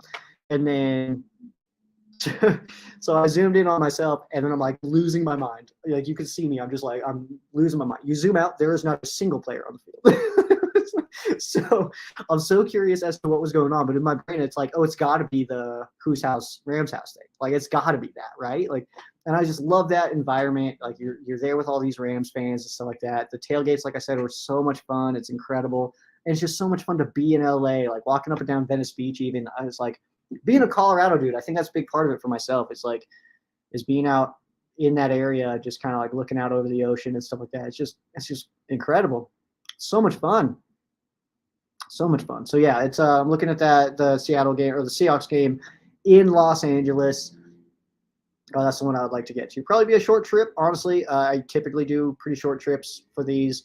It's usually in and out. Get to LA, get to the game, get home. But I just don't really like taking time off of work. I can take time off work. I probably should take more time off of work, but I also kind of like my job, and I don't know. It's like I feel like most of the time I take off work and I'm just like at home. It was like I should have been at work. So let's see here. Scott says, I've been a Ram fan since 1975, so it'll always be my NFC team. I'm lucky because I live in Missouri, so the KC Chiefs are my AFC team. That's cool, man. I'm just a Rams fan. I don't really have like once the Rams are out. Like I know some people take that whole like, and I'm not. I don't care how you fan how you want to fan, bro. But like I think it's weird like when your team's out and then you like people that pick a new team to like cheer for the rest of the season. That's cool, stuff like that. I'm just not about that life. I just want to be entertained at that point. So like it's like this as soon as the Avs got kicked out by the Kraken, it's like, well, that's lame, but all right. Now I hope it's just good hockey, which the Florida Panthers did not give us. So pretty pissed about it. Florida Panthers were so whack in that series. Oh my gosh. Anyway, yeah, so I don't know. Once my team's out, I just want to be entertained. And like we got some really good playoff games this year in the NFL, which was really fun. So yeah, I don't really care who wins after that. I just like I didn't want to see the Niners win, but I also don't impact the outcome. So there's that part. Aaron says, Joe, what up, man? Or maybe this is Joey. You call me Joey? That's okay. Joey's a name that you can call me. That's acceptable. Joe, Joey, Joseph, Joe Stradamus, Joe B. Bryant, Joe B. Wan Kenobi, Bon Jovi, Sheriff Joe Bags. That's absolutely okay. All of them are good. All of them are good. Be Joe B. Turner. Started as a Ram fan with Roman Gabriel as a quarterback. And the incredible fearsome force. Dude, that's so sick. I'm glad I was able to get a photo with you, dude. Out in Green Bay. That was really fun. That was really fun, man. That was a hell of a time out in Green Bay. I don't know how long you were out there, but we showed up. I think it was pretty quick after, or like, what day did we get out there? Because the game was a Monday. I think we showed up on Sunday and then did the stadium tour. And then the next day was the game day. Yeah, it was so cold. I think the highest temperature that I saw while I was out there was 22. So that was really cool. Being from Colorado, it didn't really bother me that much, but I'm pretty sure it screwed me out of getting on the news because the news was like one of the channels was walking around asking Rams fans, it's like, how are you holding up in this weather? And I was like, I'm from Colorado. This is whatever. and then that obviously didn't get used on the news. So what I should have said, I should have just lied. Just lie, dude. Just lie. I should have absolutely just popped on there and been like, oh, I'm from LA and I'm absolutely miserable right now. I'm so cold. I've never experienced this temperature before. I could have just lied to get on TV. I did get on TV though in Green Bay because they did do something where they had fans in the background and I popped in there. And I kept doing these. Even though it was a bad year, whatever, it happens. Let's see. Aaron just got off work and is ready for preseason. Dude, I'm ready for preseason too. You coming to Denver, dude? Tell me, are you coming to Denver? This is the Aaron that I partied with in Denver that we got absolutely we went too hard in Denver that one night. But it was a preseason game, so I was like, I don't really got to pay attention to what's going on. I had a great photo because of him. He's the one that took the photo of me yelling things at Jalen Ramsey. Nothing mean or anything. I was probably just be like, Jalen, oh, you Jalen. Something like that probably. But yeah, good times, man. Good times. That was a hell of a night. The most expensive burger I've ever eaten in my life, and it was only okay. Peo, welcome back. Peo, welcome back. Can you talk about how good Marshall Faulk was off the top of your head, dude?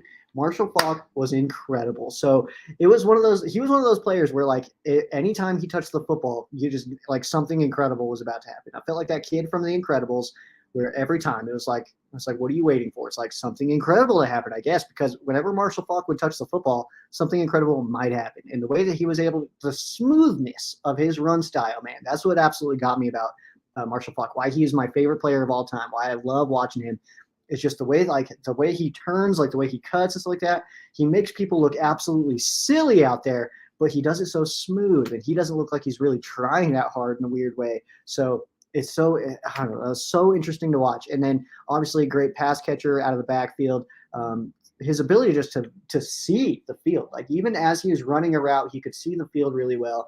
And obviously like the turf out there was very beneficial. He kind of talked about that a few times. They're like the turf out there, because they wouldn't really wear, not every player would wear cleats on that turf in St. Louis. So it was just one of those things where he would just, I don't know, man, he was just so smooth and so fluid, and just like his work ethic was unbelievable. I don't know, that play against the Browns is the one that I show people when people like, when somebody's like, oh, I didn't really watch Marshall Faulk. It's like this one here, dude, this one here. Because like the way he like steps back and then, oh man, it was so smooth, so sick. And we've had some really good players as far as like where anytime they touch the ball, you're like, oh, like Gurley was one of those, Todd Gurley, where every time he touched the ball, it's like, this could be a touchdown. Like anytime he touched the football, you felt like it could be a touchdown. And that's so exciting. So we have that player right now in Cooper Kupp, where every single time he touches it, you're like, what's going to happen? Like, which is really, really cool. So that's my spiel on Marshall Faulk off the top of my head, man. He was just so exciting to watch, so fluid, so smooth, busted his butt. Yeah, it was fun. It was 15 at game time. Oh man, in Green Bay it was 15 at game time. Dude, that's incredible. Yeah, it was cold, but I mean, it was feeling good though. Again, those fans out there were incredible. We brought a 12-pack just with us. We just showed up with a 12-pack because our intentions were just to make homies. And so we were just like, we met some people, handed them beers. Like, so quick story. So like before the game, we were where the Packers, my buddy's a Packers fan. So we were where the Packers parking lot is. And so we were waiting for like players to come in. We saw like Mark Murphy drive in. We saw Aaron Rodgers drive in, stuff like that. We met some people there. We gave them a few beers. We're just chilling and stuff like that. Anyway, at the end of the game, we're looking at Ubers, and it's like, you're going to wait there for 4 hours. And we're like, all right, well, it's like 2 miles down the road, whatever. Let's just start walking. So we start walking down the road, and it's super cold at this point. Like sun's been down. Sun is gone. Sun is in like Sleepyville for sure. And then we're just kind of walking down the road or whatever, not anything. And then like jokingly, my homie like throws out a thumb, just jokingly, just like, hey, maybe somebody will give us a ride up the road. And then this car stops, and it's those dudes that we were with before the game. Like of all the people that could have seen us, and he recognized that I was wearing my Jordan Fuller jersey, and that's how he saw us. So he stops. He's like, oh, what do you guys need a ride? He's like, yeah, dude, it's just down the road. And he's like, dude, cool, hop in. We get in. He hands us beers. We're like, yo, it was just so sick, dude. Everything about that was incredible. So. Oh, he will be there. I know you'll be there. It's going to be a great freaking time again, man. Great time. And definitely take Peo's advice here. Aaron Donald spin sack, read that. Aaron Donald spin sack, that like button. Hell yeah, Peo, thank you. I always forget to do the whole YouTuber thing. Because in my core, I don't feel like I'm a YouTuber.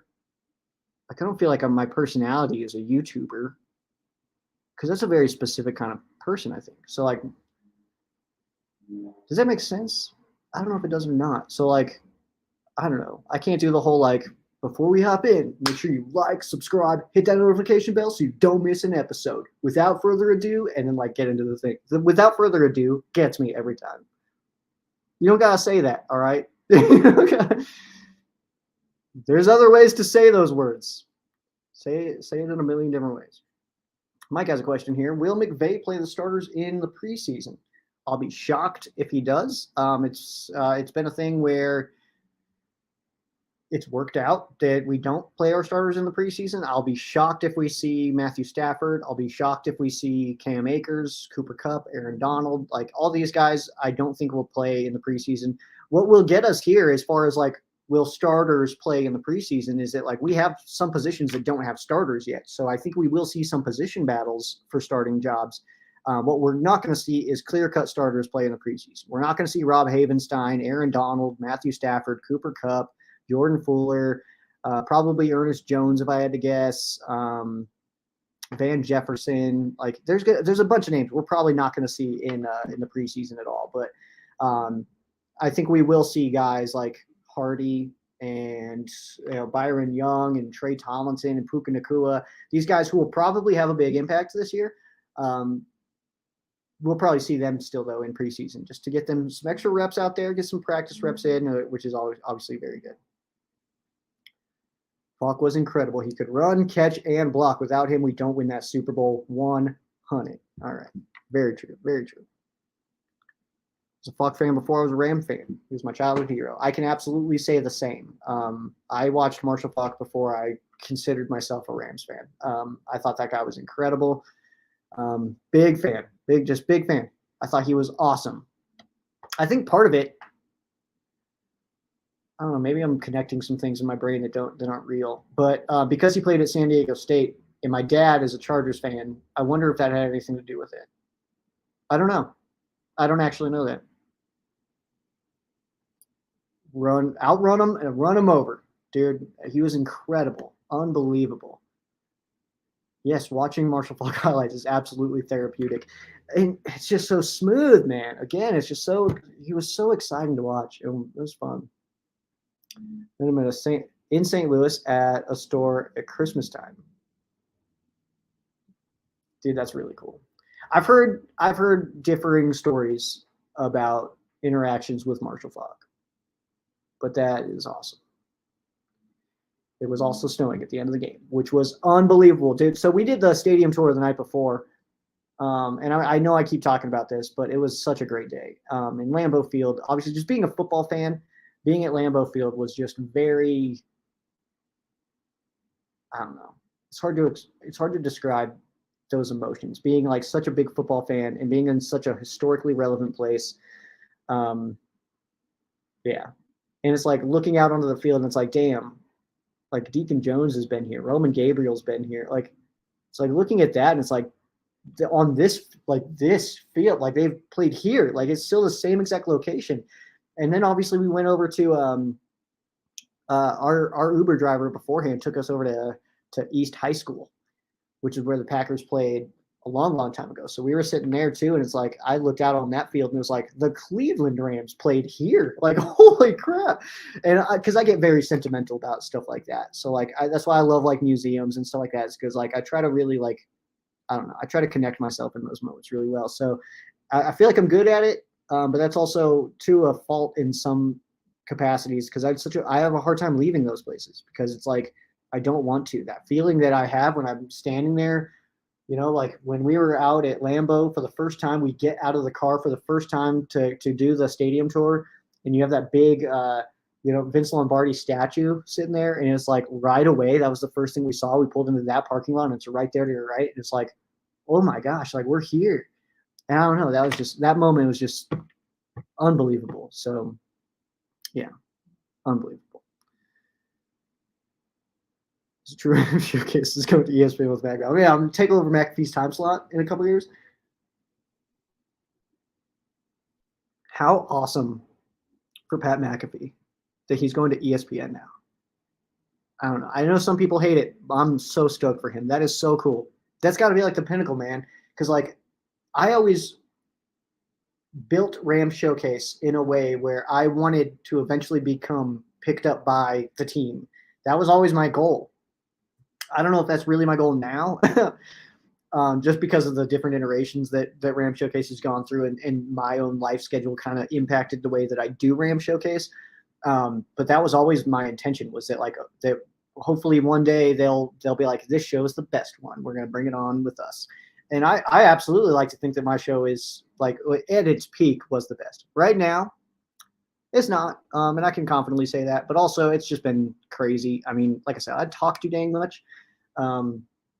It's hard to tap into those creative juices when you also are creative at work. And I don't know if that'll make sense to anybody. Maybe some people out there too, like they're like, you're an idiot, but it is very real. I've had for the large majority of my time doing Ram Showcase, it was my creative outlet. And then I got a job where I needed to also use that as a creative outlet, and it impacted Ram Showcase quite a bit. I ran out of those juices, and I would show up being like, I'm just going to make this a basic episode. And that's lame. That's lame. And I feel bad about it and weird about it. And I don't like necessarily all the paths that Ram Showcase has taken, but hey, we're going to fix it. We're going to be all right. Personal question, but do you travel to other cities for just sports stuff or other events too? Mainly sports stuff. But I would go other places, I guess. It depends on the event, I guess, or what's going on. Like, is it just to like vacation? We just sit in a vacay or something like that? Because that's cool. I mean, I actually was thinking about going to LA for my birthday next month, but I'm not. But I considered that just because I wanted to see LA in like the summertime. But also, I don't know if I can handle that, dude. I'm too thin for that heat, man. I'll turn into beef jerky real quick. So I am beyond YouTube. I've transcended YouTube. All right. Anyway, moving on. Are you gonna miss Taylor Rapp? Dude, I wish him all the best. I'm trying to be more positive, Pale. What are you trying to pull out of me right now, man? I'm trying to be more positive. I'm trying to be less aggressive towards players that I don't necessarily like that much. Right now, we don't really have any. I'm just excited for everybody, dude. Like, I'm excited. Blow a few coverages in a row, or drop a few critical passes, and maybe that'll change. But right now, I'm just pumped. I'm just excited to see who rises, man. Who rises? But also, no, I don't.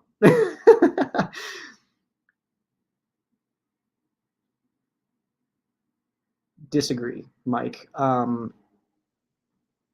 I don't think that preseason is beneficial to clear-cut starters. I think that when you have a guy like Matthew Stafford, Cooper Kupp, Aaron Donald, all these guys, I think that sitting them in preseason is beneficial because they're still there. They're not like – it's not like if Matthew Stafford doesn't throw 11 passes against the Chargers that he's not going to be ready for the season. You know what I mean? Or if Cooper Kupp doesn't like hit a few routes against a live opponent in a preseason game that he's not going to be ready come week one. You know what I mean? So no, I'm not really with that, I guess. It's for the younger guys, man. Like the youth, even I will say, I'm really interested to see Kyron Williams in preseason. I'm really interested to see Puka Nacua. Hopefully Tutu Atwell plays in preseason. I know last year he didn't, and I'm still confused as to why, but hopefully we see guys like him. I'm interested to see like Hunter Long in preseason. A lot of the rookies, especially on defense, Trey Hodges or Trey Tomlinson. He's got a billion names. Durant and Kendrick. That'll tell us though that if they don't play in preseason, that'll tell us something. So that'll be interesting. But no, I don't agree with that. I don't agree that preseason is like the only way to get ready. I think that these guys will be ready without having those specific reps. This is so sick. This is so sick, dude. I need something like that. I've got, as far as like throwbacks go, I've got my Eric Dickerson, but I don't really wear that much because I don't want to screw it up. It's like my Matthew Stafford jersey it has so much champagne on it, dude. It was like kind of red. It came out real easy, but that was a disaster. Thoughts on McVeigh having a baby during the season? I did kind of answer this, but I don't. That's. I'm so excited for him in his life.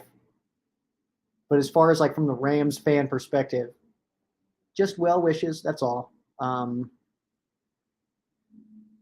never met Sean or Veronica. I don't like. I don't know. I still don't know what to say about babies. I don't. They're cool, little pudgy arms and stuff. Making it sound like Falk was the savior. The entire team had a stellar year. Martz was the key. Martz was absolutely not the key.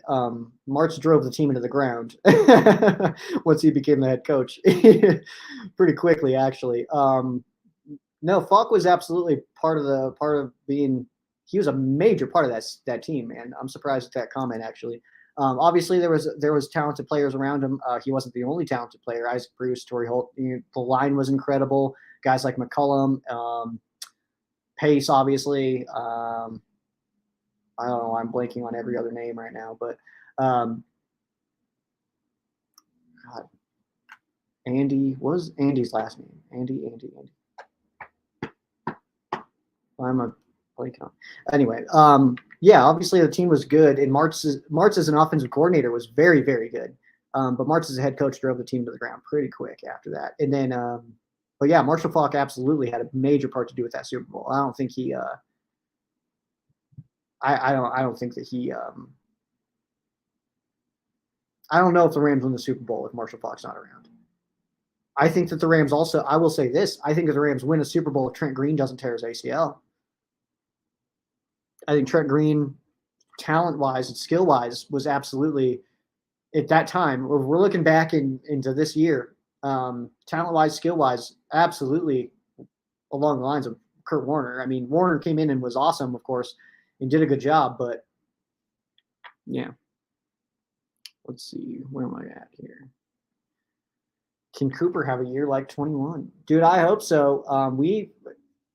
This kind of takes me down a little bit of a journey with Cooper Kupp because, I mean, I've always talked about it plenty of times here where I was saying that like it wouldn't blow my mind to see him traded or anything like that, but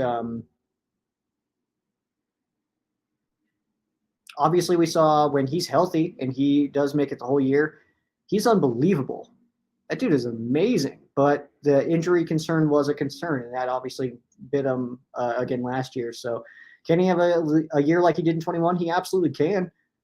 He's just got to stay healthy. And we also need somebody else, anybody else, to pull attention away. I think that's one thing that we saw last year with the lack of production that Allen Robinson had. I think that people kind of knew. It's like, all right, well, he's not going to – Stafford's not even looking at him. So just everybody cover Kupp. And it was still – he was still doing great, but then obviously got hurt. So hopefully this year somebody can take that attention away from Kupp a little bit. We just need a solid number two, somebody who can make plays when they decide that Kupp isn't going to. When the defense decides that Cooper Kupp is not going to beat him, we need somebody else that can take that responsibility. So yeah, absolutely he can. We need somebody to help him out though. Peo gets it, man. Peo, you're in a, I don't know what people know and don't know, and it's not my business to share whatever like that. But yeah, life is, it can get crazy, man. Work absolutely can be bananas. So what did I say my website is? My website is ramshowcase.com. Very simple. I forgot to put this up. Look at it. Ram Showcase Live, only an hour and 45 minutes late. All right. Yeah, the the website is ramshowcase.com. So just Ram Showcase as it's spelled out, Rams Showcase. There's two S's there in the middle there. .com. Check it out there. Ramshowcase.com. Rap is a great fit in Buffalo. The best fit in Buffalo. He can stay in Buffalo. Can't wait to watch Stetson Bennett in preseason, dude. I'm excited to see Steady B in preseason. I'm trying to still think of nicknames for Stetson Bennett. So far, all I've got is Stet Benatar. It's pretty weak. I realize it may have elicited a chuckle, but I still want to get better at it. Stetson, there's going to be something there because Stetson is a hat. I think that's a Stetson. I think my sheriff hat is a Stetson, which is pretty cool. And there's maybe something that I could do with that potentially. Potentially, there's something I can do with it. Or just call. I've seen some people just call him the Hat because his name's Stetson, which is very cool. AMS or AMS, AMS. Have you ever met a female Rams fan in your area? I know one. It's one of my ex-girlfriends, actually. She's like married and stuff now. But other than that, no. Nope. Well, I guess, I mean, my buddy Aaron's wife is a Rams fan. Nope. Not outside of that, though. Hunter Long! Dude, okay. Wrap your brain around the fact, like, what if, okay, stay with me here. Stay with me. What if Hunter Long is the sickest tight end this team's ever seen? What if? What if all these Rams fans that were like, all we got was a 6th-round pick and a tight end who has 1 career catch for Jalen Ramsey? And reasonable. But what if on the other side of that, we look back and we're like, actually, that was one of the greatest trades in Rams history. What if? Just what if? What pick did we use on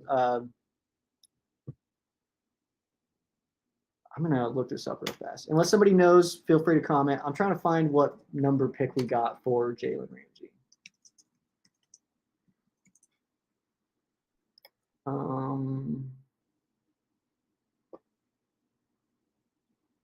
For a 3rd. I was saying 6th. Holy moly, I was way off. 77. So we use that on Byron Young. So what if Byron Young and Hunter Long are so sick this year? Is everybody still going to be like, we got wrecked in the trade. We got wrecked in the trade. Is that what's going to happen? Or, hear me out. What if Hunter Long is super sick? And what if Byron Young is just crushing the souls of quarterbacks on you? You ever think about that? Joe B. Bryant. Yeah. Let's see here. No, you are not crazy for thinking this team can win 10 games this year, dude. No. I think it's totally reasonable, and I'm glad that I'm not alone here. I'm glad that I'm not alone because I think it's totally fair. I think it's totally fair. The NFC is weak. The NFC West is weak. The Rams, I don't think are as bad as people think. I think that people are forgetting the injuries that the Rams had last year. It's like, was it Acho? Was it Acho who put out that list where it's like Stafford and Kupp were on his like top quarterback to wide receiver connections, and it's like, dude, you're an idiot. And then like, because Rams House commented and was like, why is Stafford and Kupp not here? It's like, well, they were hurt last year. It's like, okay, but they're healthy now. So is this based off of last year? Are you making a list for last year, or are you talking about the best connections this year? Because we know what these guys can do when they're both healthy, which they are. So what the heck, Acho? He is looking for a wife. He's looking for, aren't we all? Aren't we all in some ways? I'm not looking hard, but I guess I don't really care actually. Yeah. The McVeighs have enough family support and millions to take care of the baby. Yes. Ricky Prohl. Hell yeah, dude. Ricky Prohl love. Dude, Ricky Prohl catching that pass over the Bucks. Oh, man. Bucks fans will still argue that he didn't have control. I will argue that he did. This as well. You're spitting some great comments in here, man. Yeah, Mart's very similar to North Turner. Amazing OC, but not a great head coach. I will put another person into that box, which is Wade Phillips. Incredible coordinator, not a good head coach. Not a good head coach. Great coordinator, though. Without Ricky, we don't beat the Bucks. That is true.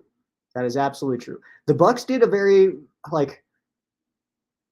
that was an interesting game because the Bucks just did what the Patriots did in Super Bowl 36 or in even Super Bowl 54, but where they just like the Rams had a super exciting offense just like that, but they were so aggressive. They just kept punching us in the mouth that the Rams had a really hard time with that. And it's kind of interesting to know that every time the Rams have won the Super Bowl, it's been based off the same kind of thing of just having an incredible offense and a defense with some playmakers that just make plays at the right times, The Bengals tried to cover Kupp in the Super Bowl. They tried, but they used Eli Apple to do it, which was your first mistake. Let's see. Can you tell us where you were at for the Rams' loss against the Falcons in 2004? Yeah, I was on. Yes, I can. So I lived in an apartment right by my old high school, Wasson High School. It was on a street called Monteagle. So I was in my apartment and I was watching that game. We were watching the game before, and my dad left for something, and he came back. I went and put on like my Marshall Faulk jersey and all that stuff, obviously. And I remember the Falcons scoring, and then I think it was Kevin Curtis who scored after that. I might be wrong there, but it was like a crossing route from the left over to the right, hit the pass, and then he just kind of outran everybody. We tied the game up at 7, and I'm sitting there like, oh my gosh, like we're really gonna like we can do this. Like we're powerful enough. Like I know with Vic and Dunn and Duckett, like these guys are good, but like hey, no, we got this. And I was getting so pumped up. And then they just smoked us. Like they ran all over the place. Oh my God, it was so bad. But yeah, I do remember I was just sitting there.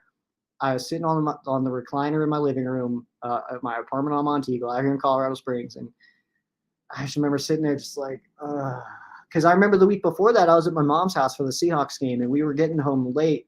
So I was in the van with like her and her boyfriend at the time, stuff like that. We were listening to the game. And I remember just being so obnoxious because it was that like we swept the Seahawks in the regular season that year, and then so in the playoff game, I remember like slamming on the roof of the van. It was like yeah, like after we scored, like we're just listening to it on the radio. I used to do that a lot, listen to the Rams games on the radio. But it was like slamming on the roof of the van and stuff like that, just going absolutely nuts. And then obviously, yeah, going to the next week against the Falcons. And it was like, man, I know Michael Vick's incredible. They got Warwick Dunn, they got TJ Duckett, and like all these guys. But I just felt good about it, man. And Bolger was that was still when he was like, playing well and stuff. And yeah, it was just I think that was also the year that he went to the Pro Bowl and he was in the skills competition, the accurate passer, and he did terrible. And it was like, dude, they were like the commentators too were like Mark Bolger is one of the most accurate quarterbacks in the NFL. Like, he's like. Which was really funny. But yeah, I absolutely remember. I can pretty much remember all the Rams playoff games that I've watched. Like there's such a monumental event that like, yeah, I can remember most of those. So by the way, guys, I got like, once my buddy shows up, we're going to record our other podcast. So I'll be bouncing out once he does pop in. So this might end abruptly, just a heads up. You're taking me back there though, Patty Mahomes. Taking me back to the beginning, really, of the dark era. That was like, because that playoff game there, I didn't realize that sitting there watching that playoff game, watching the Rams get absolutely trashed by the Falcons. What was it, 47-17? I think was the final, something like that. Just get absolutely wrecked by the Falcons. Little did I know that was going to be the last time I watched the Rams in a playoff game until they moved back to LA and played the Falcons again at the Coliseum. Lost that game as well, but then that was kind of like we knew though that we were onto something. That the team was in a better spot. We knew that. So I don't know what you're talking about there. Isn't it a pick in the? Oh wait. Okay. Yeah, we're getting there. this thought process unrolled just like mine did. That's awesome. I was at every home game in '99, including the playoff game. Hell yeah, dude, that's awesome. I love being at games, man. I need to be at a big game. So far, like it was a string of preseason games, and then like I saw the Rams in Denver in 2010. That was Bradford's rookie year, so that was really cool. I was like really excited to watch Steven Jackson. I think he ended with like 47 yards that day, though. Oh, excuse me. Denario Alexander was on the team. Matthew Mulligan scored 2 touchdowns, dude. What do you know about Matthew Mulligan? It was good times, man.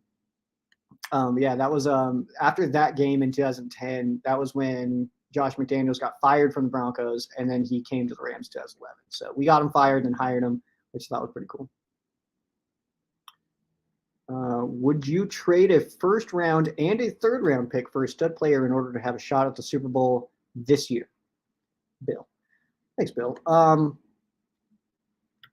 I don't think we need to do that right now. I'm excited to see our young guys. I'm excited for this.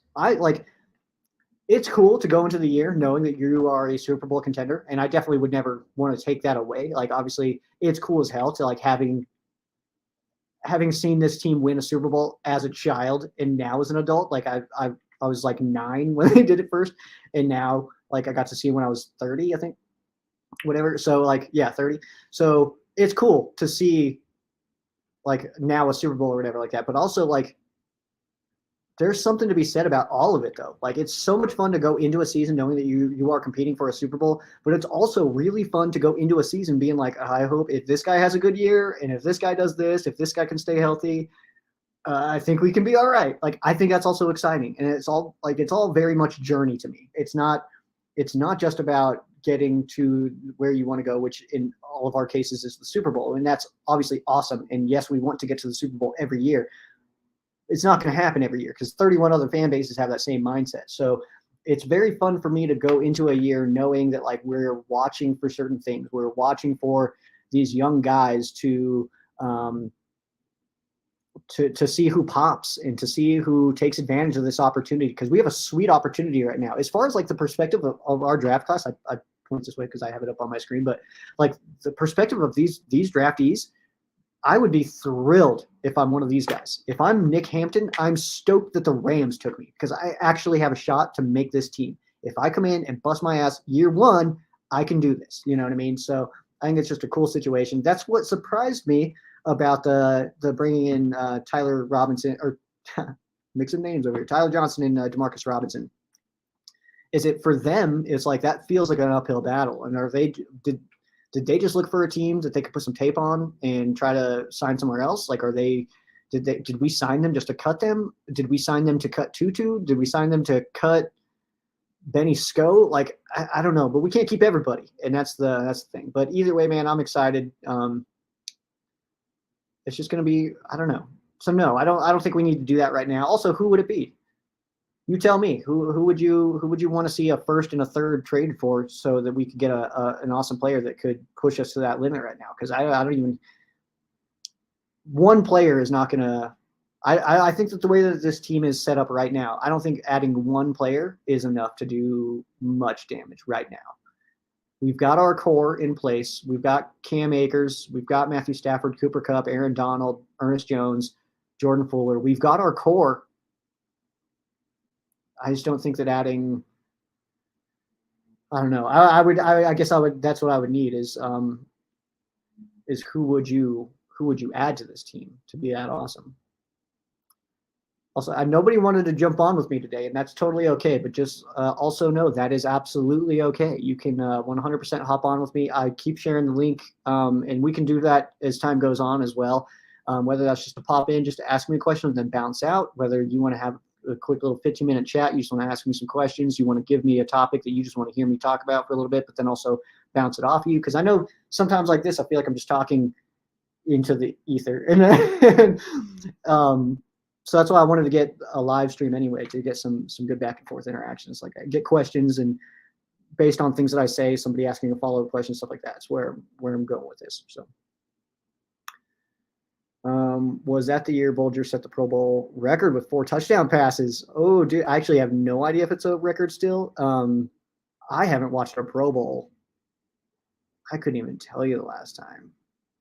I take that week off entirely from football and sports in general, I think.